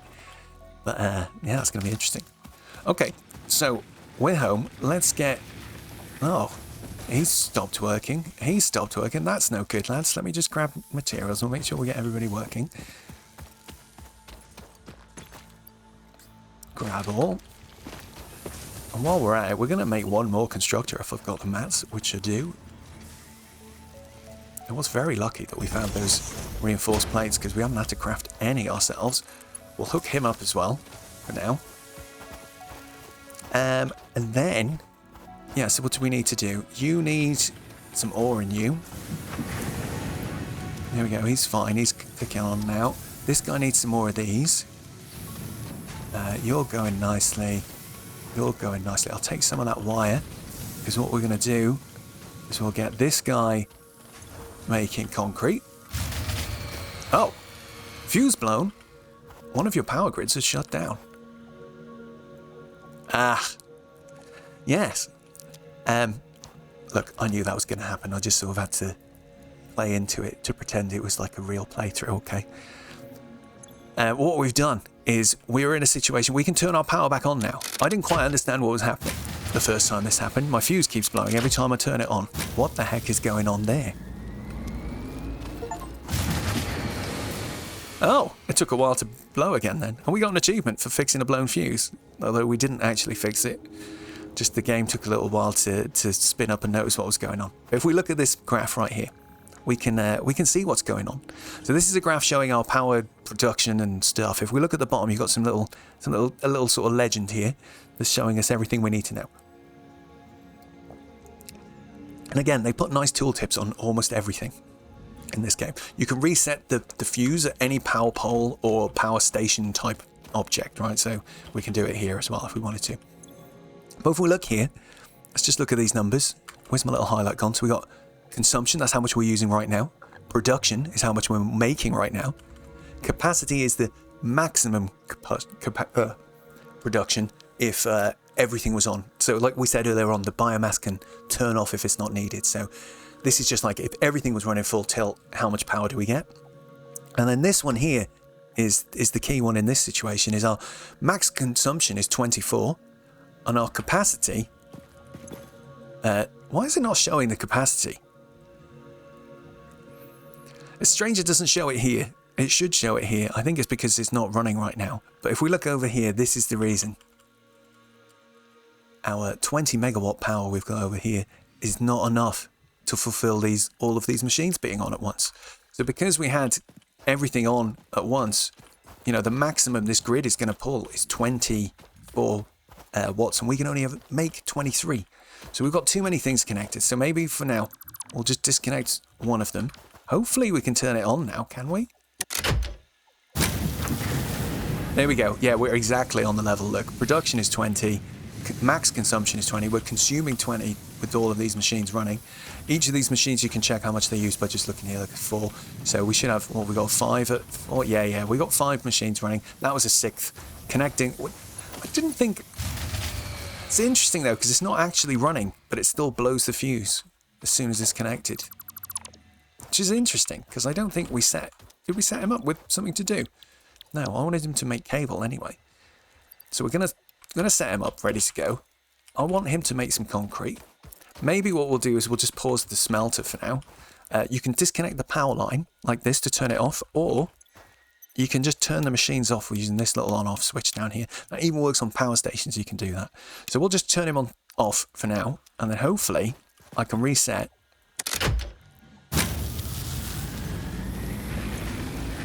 There we go. Consumption. What is it? Consumption is 16.1. I guess that 0.1 is there. No, this machine's not connected anymore. Why is the consumption 16.1? Is that this one? Okay, so we will disconnect it from the power line because otherwise the fuse is going to blow as soon as I connect this guy. So there we go. These guys are all ticking along nicely now. This guy's run out of materials, but that's fine. We've got a bunch of metal plates there, so that's very useful. We'll just leave him sitting there doing nothing for now, I think. We need some more iron ingots, really, but we'll get to that in a second. Let's hop back inside our base. We'll look at our computer. Let's see what we need for the next tier then. 75 of those, easily got those already. Oh, I think we've already got all of this stuff, so let's just chuck it in. And we'll upgrade the hub. So that's it. I think we've done the final upgrade now. Have we? That's fine. Oh no, hub upgrade 5 is next. Okay, so let's have a look. What's it saying? We're going to look at the actual message on the left of the screen this time first. So conveyor belts are used. Oh no, hang on. How do I do it again? Text window. There we go. Conveyor belts are used to fully automate resource transportation between buildings. Buildings have specific input and output ports to connect to conveyor belts. Tips: conveyor belts cannot be connected to portable miners. So I was just looking at what things we got. We did skip over these last time. So we had screws and reinforced plates as two things that we never even bothered crafting because we found some plates, which meant we got to skip a lot of that. But yeah, we would have needed to craft a few of these so that we could make some reinforced iron plates. You can see, look, we can make a couple now. So if we just, and they use metal plates and screws are created from rods. So you have to take an iron ingot, turn it into a rod, to then turn it into a screw, to then turn it into an iron plate. So you can just see already, this is a 4-step process that would be very handy to have a machine do that for us instead of us doing it. But let's just craft these 2 little plates so we've got those ready. Okay. So we skipped over that completely last time. What did we just unlock? So, oh, that's quite a nice one. It's a little shorter than last time. We've unlocked conveyor poles, conveyor belts, and 3 inventory slots, which is fantastic news. And let's select this. Oh, and then we get miner mark 1, storage containers, oh, and more inventory slots. So that's pretty cool too. And I think we've got enough to upgrade this straight away. But we won't do that straight away. I'm going to just leave it there for now. And we'll just do a quick demonstration of conveyor belts and how they work. And let's try setting this up in a little way with something that's actually useful. So is this the wire one? No, he's not the wire one. Is this the wire one? Yes, he is. So he's got 64 wires sat in him at the moment. I can take that out like that if I want. I think. There we go. And then I can put that in there and he'll start constructing some more. But what's really interesting, see, is if I leave this back, I'll put that back in there like he's still holding on to it, is this machine here is making our cable and he needs wire, doesn't he? So for him to carry on doing this, I'll take that cable out just so we can get started properly. We now need, oh, why is it not added the stuff to my toolbar straight away? Usually it adds conveyor belts by itself. I think I've broken it because I tried to play with it earlier when I wasn't supposed to. So when I add conveyor belts in, I always put them as number 3. That's the default that they are, but conveyor belts are very useful. Conveyor poles are kind of useful as well if you want to force a belt in a particular place. And we'll just look at that real quick. So like when you build a conveyor belt, it starts with a pole. If you stop it somewhere that isn't a machine, it will make a pole at the other side as well, right? So we just looked at that. There we go. There's our 2 conveyor belt. And when I delete this, those poles will remain. And the poles are quite useful, like if you wanted to force a belt to face a particular direction or to like make it a particular height at a certain point, you can lift these up in sort of clicks like this. So if I wanted to force a conveyor belt to be that high at that position, when I then build another conveyor belt over here and I join it, like it can just click straight to there for me. All right, fine. What did we want to do real quick? Well, what we wanted to do real quick is we're going to take the wire that's being created in here, because this guy's run out of wire now. So we'll take the wire that's coming out of him and just pass it straight into here. So these conveyor belts are automatic. They don't need any power, which is ridiculous that they don't need power, but that's how they work. So they just run all the time. So now all they will do is automatically reduce this. Look, they will take these objects out of here and they will send them along the conveyor into this machine here. So that's That's it. That's conveyor belt 101. It does that automatically. And then if you cast your mind back to a minute ago, we looked at the next stuff that we get. We get storage boxes, for example. We could then connect a storage box out like here, and put it by here, and then it would just feed those cables automatically out into the conveyor, into the storage box, sorry. So we'll just delete this stuff. I forgot about this. You can hold, when you're deleting, again, you've got this option at the bottom here for, not option, you've got some info at the bottom. Dismantle, mass dismantle, filter, close and hide the HUD again. So dismantle, when I point at an object, you hold it to delete. But you can hold the left control while scrolling over objects to multi-select, which is kind of cool. So we can do sort of that. If you want to cancel, I'd just right click. But if you press G, you can put a filter on for certain types of object only. So if I wanted to just do, I don't know, like these poles, I can press G while looking at one, and now I can only delete poles. So when I hold control, it will only select those types of things. So that's kind of useful too. But I'm just going to use control to delete this. If you delete something like a conveyor belt, again, look, it's showing me the materials I'll get for destroying it. So I can see I'll pick up 8 cable for destroying this, even though you don't use cable to create conveyors, because there's just 8 cable just sitting on it. But there we go. So that's our first bit of, we're getting closer to automation, essentially, aren't we? This is the first major thing that makes this game cool. And I love just seeing the items. They look so much nicer in 3D models as opposed to these like little icons. But anyway, let's go and check in. I think we should have enough stuff already, don't we? Oh no, I've only got 20 rods. Hang on a second. I've got a machine making rods. He should be full. Oh, he's not quite full, but that's enough for now. Alright, excellent. So let's hit this next objective. And then hopefully, what time are we on? 1 hour 30. So hopefully we'll have just enough time to get the first sort of like automated lines up by the time we get that message. Oh, our power grid shut down. That is disappointing. We're going to have a look at that right now. Let's upgrade the hub the last time, hopefully. I think this is the last one. Upgrade 5, done. Wait, no, objective 10, upgrade 6. Ensure resource nodes are clear of clutter before placing a miner mark 1. Multiple biomass burners can be connected to the same thing. That's interesting. When did we unlock those? Oh, biomass burner is the next tier. That's weird, isn't it? That it's told us about biomass burners. Oh no, I know why it is. It's because, look, we've got a little floating exclamation mark through the window. Maybe related to why our power grid failed. I don't think it is. We failed because we ran out of fuel. That's why it turned off. So your fuse trips when you run out of fuel. But we've got a second generator now, which is grand. So what this means is now, not only do we have 20 megawatts, we have another 20 megawatts. They are distinct at the moment, though, right? So let's just delete this for sake of demonstration. So if I want to get 40 all on one line, we have to start like this. And then this has to be like our main power line, right? And he can go off in different directions, etc. I haven't got any wire, actually. Yeesh. So now we've got a bit more power. And that's because, if we go back and have a look over here, on our last tier, we've got miner mark 1, excellent. Storage container, also excellent. So now we can start just doing a little bit of proper automation. So we don't have to use those mining robots, we don't have to go and collect the stuff. We can just bring the stuff where we need it. So to start this off, I'm going to go crazy town, and I'm just going to delete everything we've built so far. Because we don't need all of this stuff, we'll just delete that. There we go. And all of the, I will have picked up all of the products that were inside of those machines that we'd created, so we've got plenty of stuff still. The only thing I'm slightly worried about is maybe, do we have enough stuff to build all of the machines I want to build? We might not. But we'll start with an iron mine, because that is the most useful thing to build first. So I'm going to pick up these miners, because we don't need these anymore. Hey, what's going on? Pick up the miner. Grand. And then I'll see if we can get just a tiny bit of height here.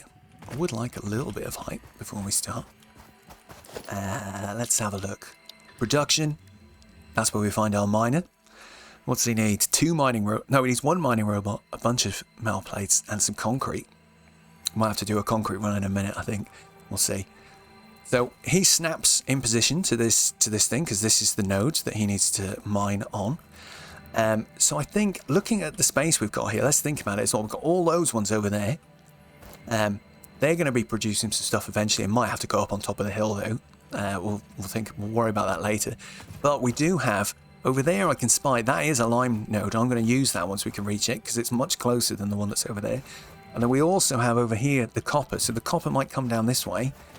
And the reason I say the copper will come down this way is because I don't want to have to run over there to get it all the time. So what we might do is we want to leave some space here for the copper to end up. We want to leave some space in front of there for the limestone to end up. So maybe this first iron can just sort of go up in this direction. And we'll see what we can do. So we'll plop him down like that. So if we go and look at him now, this is a little bit about how the pure stuff comes into it.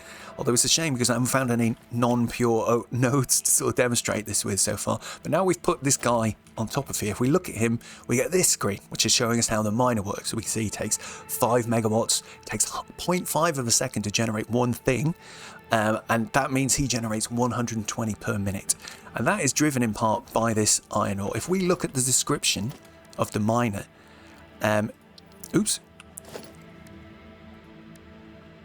we can see over here, look, it says that the default extraction rate is 60 per minute. And the extraction rate varies based on the resource node purity. Okay, outputs all extracted resources onto the connected conveyor belts. So again, if I just power this guy up now, he will essentially just do like those mining robots do. And this bit here will fill up like that until he's got 100.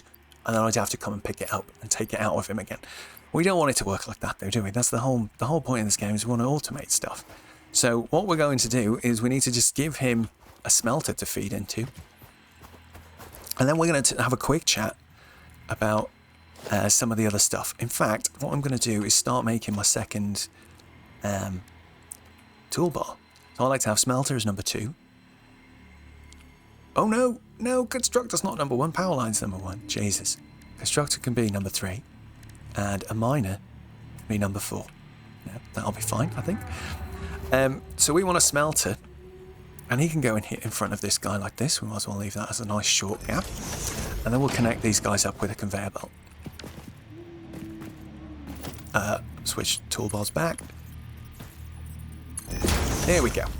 So that's the first part done. You're going to do iron ingots. Perfect. Let's just... No, we won't stock him up with stuff. Let's run some power over and we'll just get this started. Right. And we'll try and make this power set up a little bit nice. So we'll just run one long cable all the way over here. And then we'll run one long cable all the way over here. And then each of these, anything that branches off of this line here, will feed some more machines. So I'm going to just be quite particular about this. And we'll just do one more line that's going to feed these two. Right, so let's get some fuel in there. And we'll just get this started. And we'll just have a look and try and figure out some stuff about numbers. In fact, I should probably set up the whole production. What am I doing? Getting leaves. That's what we're doing. Oh my god, I'm already carrying like 2,000 leaves. That's a lot of leaves, mate. A lot of leaves. So what we'll do is we'll dump 500 into you, because that's the most you can have, and we'll dump 500 into you. They've come back on. Grid is back on. We didn't even need to flip the switch. But sweet. So they're all hooked up. Their lights have changed colour. He's green because he's getting stuff, so that's grand. So there we go. We can see that's ticking up. 1, 2, 3, 4, and you can see it just coming along the conveyor belt there, nicely, lovely. What we're going to notice though, this is what I wanted to talk about real quick. So we talked about how this guy does 120 per minute. This guy does 30 per minute. So what that means is, you can see here, he's already filling up with iron ore because he can't process it as quick as it's coming in. And that's coming in off this conveyor belt. If we look at the conveyor belt real quick, so you can see over here, transports up to 60 resources per minute. Okay, so this belt is moving 60 things a minute into here. He can only deal with 30 a minute, so he's getting twice as much product as he needs, right? So to feed off of this conveyor belt properly, we'd actually want 2 smelters. And we can do that later. We can't do it yet, but that's just how that works for now. And then if we just throw this guy into the equation as well, he makes 120 per minute. So he can make ore faster than the conveyor belt can handle. So that's a bit of a problem that we're going to have to deal with eventually. But for now, it's no biggie. What it'll mean is once this guy gets to 100, he's going to stop working. And so we'll just maybe wait for that to kick in. But what we'll do is, while we're waiting is I'll just build a constructor and we'll put that in front of this guy. And before I won't connect the belt just yet, we'll let them fill up. And he's getting iron, and we'll just get him making iron plates. That's probably one of the first things we need to have a source of. So we'll have some iron plates. He's going to be waiting for his iron ingots to come in. That's fine. And he's going to spit out his iron plates. And what we'll do is we'll put those iron plates, into, we got a box storage container. Oh, I love a storage container. They're absolutely stupidly enormous. I don't know why they're so big. I wish they weren't. But it is what it is. So we'll make... why has he gone so high up? That's interesting. So he's going to link to him, and then he's going to fill up with the iron plates that this guy makes. And then whenever I want iron plates, I'm just going to run to this box, and I can just pick them out, which would be lovely. But if we come back, you can see the light's gone yellow on this miner now. And that's because he's basically filling up. So look, he's turned back on. He's just turned back on. He heard the engine go, and he'll get to 100, and then he's idle again now. The light's gone yellow, and he won't kick in again until he's got a bit of room. See, so he's going to be stop starting, stop starting. That doesn't really matter, right? Like, as you do you. But what happens over time is, that means that if we look at our power grid, you can see that our usage is actually going up and down here, right? So, and the reason that that's happening is because this guy keeps turning on and off. So if you want to have smooth operation, we need to find ways eventually to just make sure all machines are running all the time. And then we don't have any weird power blips or spikes that make our whole system cut out. There's something to keep in mind. To be honest, it's not as big a deal as I've just made it out. But if you're anal about it and you want to make sure things are running nicely and you like being efficient, then that's something you want to watch out for. We get several ways to deal with those problems, but we'll talk about them when we get them. So anyway, let's hook this all up, because he's almost at the point where he's full. And he does the same thing, right? Like where once he's full, he'll stop producing. And in fact, look, this belt is is stopping because he's full. He's full of stuff, and now it's completely stopped. Because he's full, belt's full, nothing can happen. So we'll just link this guy up here. Hello. And then we need to give this guy some power. So what we'll do is I'll just make a separate little power line in the middle here, just for this next sort of row. There we go. We'll get him powered up. And these guys should start catching up soon. So he's using, so we were talking about these numbers again. So the fact that this guy is using 30 and this guy is making 30 is sort of perfectly married up, right? So that's nice. And if you look at the belt, you can actually tell, once you've played this a little bit longer, you can tell when somebody is making something at a certain rate because there's gaps between the thing. If the belt is completely chock full and there's no gaps, that's 60 on a belt like this. That's why these rocks got no gaps between them. So yeah, we'll see that as we go on, how different things work. And then this guy's making, his little plates are going in. Great times, great news. And he's making 20 per minute, so that's why we've got even more of a gap on this guy's belt. I don't know why it's quite that big, but anyway, it is what it is. So, I've just thought, we can get that limestone, because now I've got these storage boxes. Oh, might have to do that. Might have to do that next.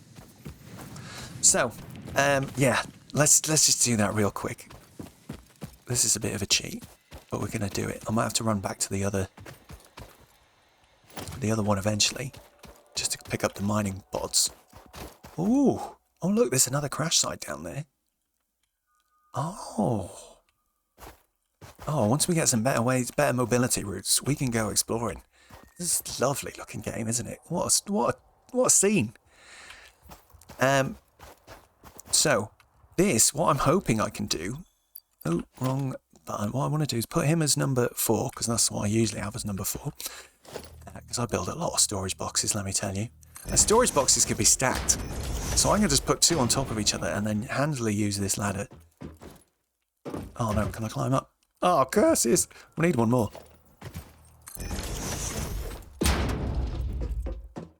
There's definitely some interesting colour grading in this biome, it feels like, because this yellow looks a lot more orange while I'm here. We do get a way to customize the colors. We'll talk about that because I really love how that works. But cool. So now we've reached this. So let's get rid of this guy, and maybe we'll start a lime mine will be the next thing we build. Although I think we might have to set up some other production first because we're going to run out of items. So maybe we should think about doing copper second. I'm all excited about my funny little ladder that I've made here. But that's good. At least we got up there. So look, we got our iron plates being crafted. So that's cool. If we want to get some other... Yeah, the colour's gone really mad. I'm enjoying it. If we want to get some rods made and screws made, we are going to need to use probably some of these other mining nodes over here. But we can handcraft those items for now, I think. We'll let the metal plates craft themselves. What we do need to grab, though, is some copper. And maybe... How do we do this, I wonder? Oh, let's take him out. Take him out. We'll get rid of this. So I'm hoping before we wrap up today, we haven't got that long. I think I'm estimating about 15-20 minutes before it pops up the little 2-hour notification. Hopefully we can get copper and iron and maybe concrete automated. And that'll be really satisfying. Here's our copper guy. And he's again on a pure node, so this number would be 60 if it was a normal node. You do get impure nodes as well, which are half again, so they only give you 30. So, but again, starting by these nodes is really great for us. So we're going to just, well, let's not build first. Maybe we will get ourselves a smelter. See, so I'm holding control. Look, you can see it's showing, oh, the line goes smaller the further it is away from you, I guess. So... I'm worried if I put him here, it's too close. Oh yeah, you can. I forgot you can do this. If you point at the object, it will snap to the object, which means now our smelter is like ridiculously floating.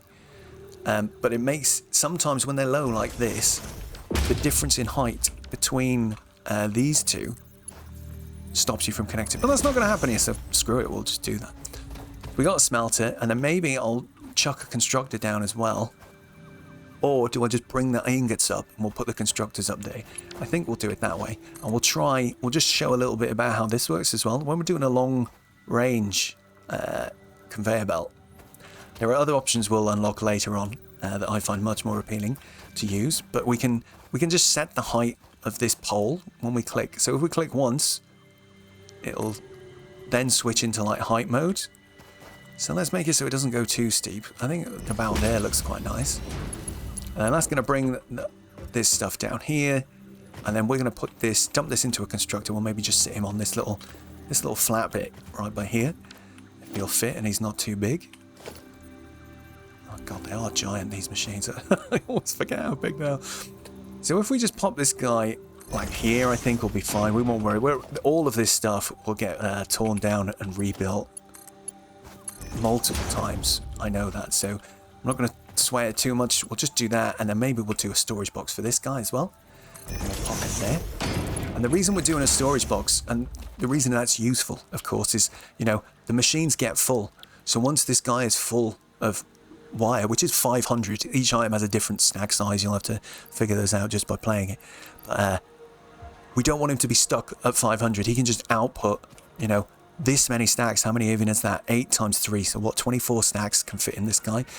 And if you want, like, you can stack them on top of each other and then conveyor belt connect them to each other. So there's, you know, you can make big storage, but you get much better options than stacking them very soon. So we'll just do this. We just need some power now for this setup. And then if we need cables, what we'll do is we'll manually craft them, and maybe I'll just leave a little crafting bench here for that purpose. So let's go and grab a power line. See if we can bring that with us all the way over here. I try not to... You can just make them clip through walls and it doesn't matter, but it kind of bugs me when I do that. So we'll put one here to power this constructor. We'll put another one up here. Got to watch out, we're getting a bit low on some items.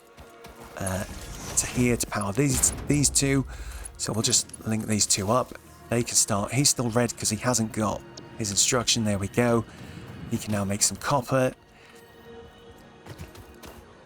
And then this guy Hasn't got any power, so we'll connect that up. Now he's just waiting for the copper to come. And then hopefully we'll come back and check on this. That should all be ticking along nicely before we know it. He's yellow because he's full. That's fine, they're just taking their time to catch up. Gonna just... Is he full of ingots? No, he is not. Are you full of ingots? Yes. I'll steal a pile of ingots from him, because he should be getting fed. Sorry, I'm going very quick, I just thought. So if he's full of ingots, what that means is he's only going to use 3 per minute. And although this guy's making about that same amount, the belt will probably stop every once in a while, because he's just going to catch it. He's full of iron already. So I'll just take that iron out and he can just fill up again over time and that'll be fine. But look, this guy's actually outputting at the 30 per minute rate now. So that's what 30 per minute looks like on a belt. 60 per minute looks like this one when this isn't full. So we'll take that out so you can just see that as well. You full, we need to take that out as well. There we go. All the machines are sort of at a reset state now. So there we go. He's outputting at exactly the rate. Interesting. But he's only using it a quarter of what he's outputting, and this belt is only holding half of what this machine's output. So it's all a bit tricky.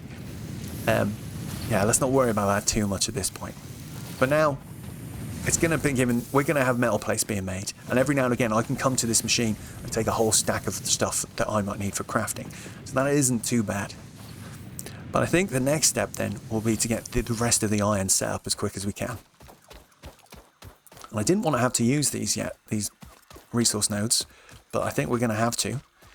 So let's get rid of these big chunky boys in the centres, and we'll get another couple of miners down. We might have to do a bit of a detour and make some more equipment, and make some more parts, we'll see, because we destroyed all the machines. And while I'm thinking about it, I'm just going to do a real quick check on the fuel levels. Okay, they're about halfway.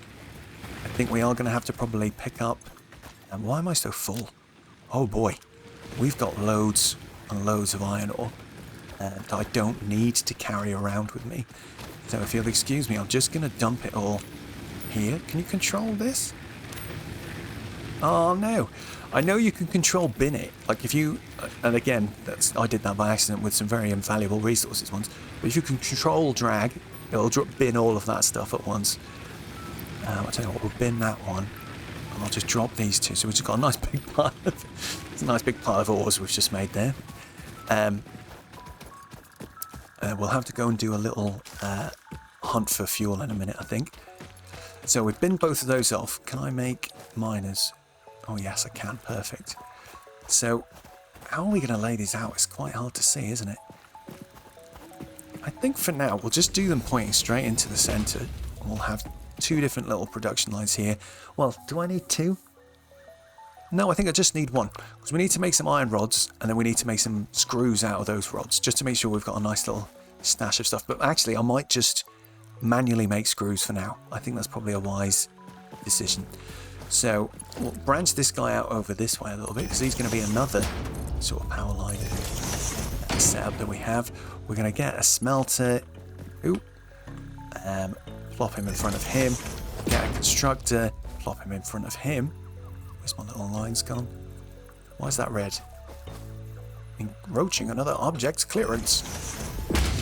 Okay, cool. And then we'll give this guy a storage box too, but maybe I'll make this storage box sort of point this way. So you just want to make sure that the red and greens are sort of lined up when you're doing this. What are we missing? Iron rods? Get out of town, mate.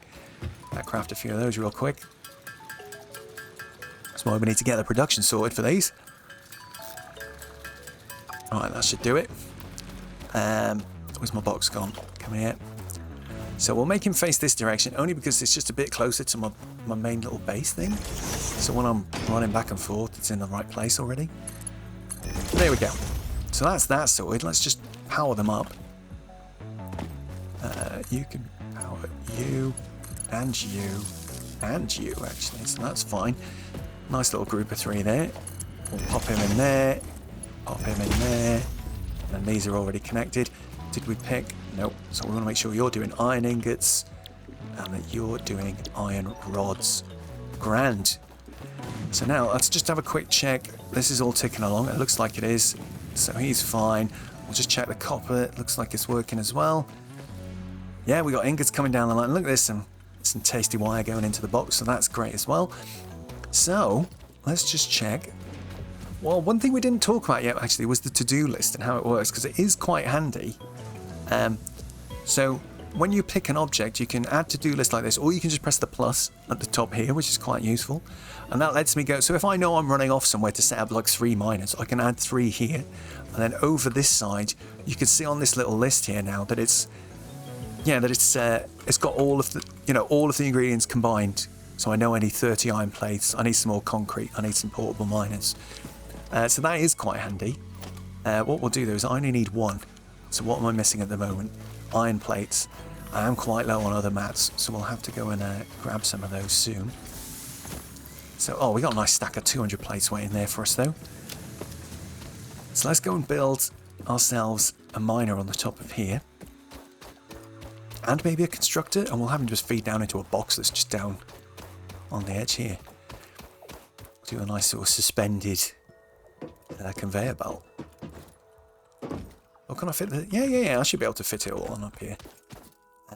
It's quite a bit of space up here. We might have to get a whole bunch of concrete production up here once we progress a bit further. Very nice. Oh, what a lovely clear day it feels like. Beautiful. We've run out of juice. Oh, that's alright, we'll let that sit out of power for a minute. Let's just get this built. Let's get our miner down. Which way is he going to point? I think I might point him this way. Let's point him sideways. Then we'll get, because we don't need a smelter for this, just a constructor. It's a bit hard to see where he is. That's why sometimes, once you've got, getting height is always good. So let's just demonstrate that real quick. So I go up here, it does give me a better viewpoint. That's where I climbed up. So if I put this guy about here, then he can just shoot his stuff over into a storage box the other side. This guy's facing a kind of derpy direction for that. So if we get rid of that guy, and then we'll make him again facing a direction that feels a bit more direct. And then we'll connect that up. Real nice. And then can I build one of these down there? Perfect. He's going to feel... Well, he's a bit far away, but maybe if we put him over this side, he's kind of close to where I'm going to go for copper then at least. So maybe you can just go... it's going to look a bit wonky. Can the conveyor belt even reach? Oh, beautiful. So there is the other building mode that does like right angles. We'll look at that a bit more when we're being a bit tidier. But for now, we'll just go like that. And then that's going to process our limestone into concrete over there. And again, this one's got slightly weirder numbers, right? So, we've got this thing is making 120 a minute. This thing only takes 45 per minute. So that doesn't really go very nicely, does it? So even if we could split this out, splitting 120 into 45, can we do that? Leads me nicely into talking about this search bar we talked about earlier on. Extremely useful because you can use it to do sums. So if we wanted to take 120 and divide that by 45, we can do that. So that's enough raw limestone for 2.66666 constructors, which is an interesting prospect of how we'd split that out. But we'll find technologies eventually, I'm sure. So he's going to be getting our limestone. He's going to turn it into concrete. We forgot to bring any power with us. That's something I recommend you always do. What we'll do is we'll do it in reverse. So if I just build a power line here, connect it to there, I should be able to just go this way. They do reach quite far, which is great and exactly what we want, to be honest. And if I just pop him, where am I going to pop him? Let's pop him here for now, and then hopefully we can just grab the power and the spare slot off of this one. Oh, maybe I won't, because he's nearly full. I never like doing that if it's a full one. What we'll do is we'll just add one more junction onto this line about here, and then he can feed off onto this one. There we go. So that should be cool. They should be getting the green lights. Can we see that from here? Why are they not got green lights? Oh, look, because we ran out of fuel. Let's do... Oh, wait a second. I just spotted something. Can you see what's up there? So this is the guy who was making the funny sound effect we could hear earlier on. So he's a special magic caterpillar. So what we might do is... It's a slug, not a caterpillar. I was being silly. But let's get some power running again. Oh, so we see he's still got fuel? No, why is he yellow and he's red? Don't really understand the difference there. Have I got more fuel in here? We should have plenty still. 2 stacks will be good for now. It'd be handy if we could automate this fueling process, wouldn't it? Right, so we'll do that. There we go. They've got power. Let's flick the switch. Should be everything running just wait. What's potential capacity? 48? And our max is 40, isn't it? Ah, nuts. We've got too much. We've got much too much going on right now. Oh, that is a shame, isn't it? How can we resolve that? I think for now, we'll clip this one. Oh, where's that? Why is a bit of an annoying place? There we go. We'll clip that. Is that disconnected from the grid now? I think it is. Yeah, cool. Okay, let's flick. We're now on. Wait, max consumption 35. Okay, good. There we go. I can wait for my rods. We might have made a few already. Yeah, only a few. But we can manually craft them if we need to from the spare steel that we've got in there. There we go. Things are ticking along. We've got all the stuff we need. So we might wrap up in a second because we're very close to that sweet... Don't worry, 2 hours, 1 minute exactly. Beautiful. So they're all ticking along. Before we sign off, we're going to go a little bit longer and wait for the message to pop up because that's going to be our cue to turn it off. We'll take some of this produce with us. Have you made any... Oh, there's our first concrete coming down the conveyor. A little bit fraught, that one. Huzzah! Come here. Lovely.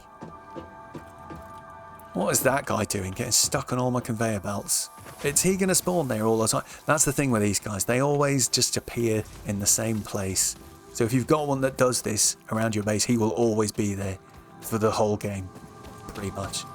So we saw that little blue slug guy, and I think he's up here. So we're going to go and just see if we can grab him. And we're going to grab loads of bushes at the same time. Where was he? He was over here somewhere. I'm just going to hoover up as much as I can.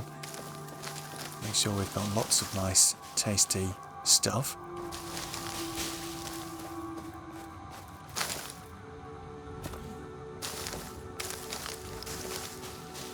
Whoa.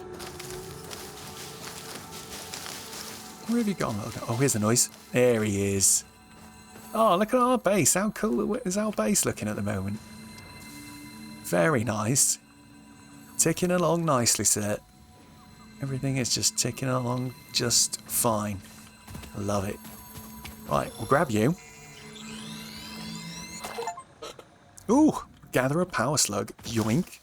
Achievement unlocked. Beautiful. So that's him. We can't really do much with... Oh, God. Oh. Obviously, scuffing the edges stops fall damage. That's handy. But if we have a quick look at him in Overexplained, what does it say? A strange slug radiating an unknown weak power. So, again, once we unlock the research ability, which isn't much longer until we do that, we'd be able to look at him. We'll go back up the top of that hill, though, see if we can find anything else. And we are going to need to start exploring generally a bit, get our bearings. Get the lay of the land a bit, because we are going to have to... Oh, what's this? We are going to have to expand at some point. So you do find things like this. Like this is just a copper ore vein. Look, like it's not a resource node. It's just like a one-off little rock I can break like this to get some copper ore. But I'm not going to bother doing it because I don't need copper ore loose anymore. We've got machines that do all of that for us now. But it is worth keeping an eye out because you do see ones that have got sort of different materials, new stuff that you won't have found yet. So I'm going to just shave the top of this thing. We're going to pluck all the hairs off of its head. Make him a bit bald, but it's just going to make sure we've got plenty of fuel going forwards. Speed up a bit, run around. Oh, this is the getting to work music. I don't know how I'm not fed up with the music in this game yet, even though I've played it for hundreds of hours. It's awesome, fantastic work. Right, so we climbed up on top of this little thing. Oh, there's our 2 hours notification. Perfect timing. Perfect timing. We did go up on top of there earlier on. we went on top of that one as well, but we didn't look around properly. But there we go. We fit our 2 hours, and what have we done so far? We did a lot of stuff, actually. If we just go back to the computer, we'll have a quick look. So we did the equipment workshop so that we could make portable miners. That was quite useful to help us get resources a little bit quicker instead of doing it ourselves. We then got smelters, which we connected up with power lines to make wire and cable and stuff like that, so that was cool. Then we got concrete, which meant we could do power poles and do a constructor and start getting a grid on the go so that we could actually make objects with machines rather than making them ourselves, so that was cool as well. Then we got conveyor belts so that we can link everything up so we didn't have to ferry the objects around ourselves. Very useful.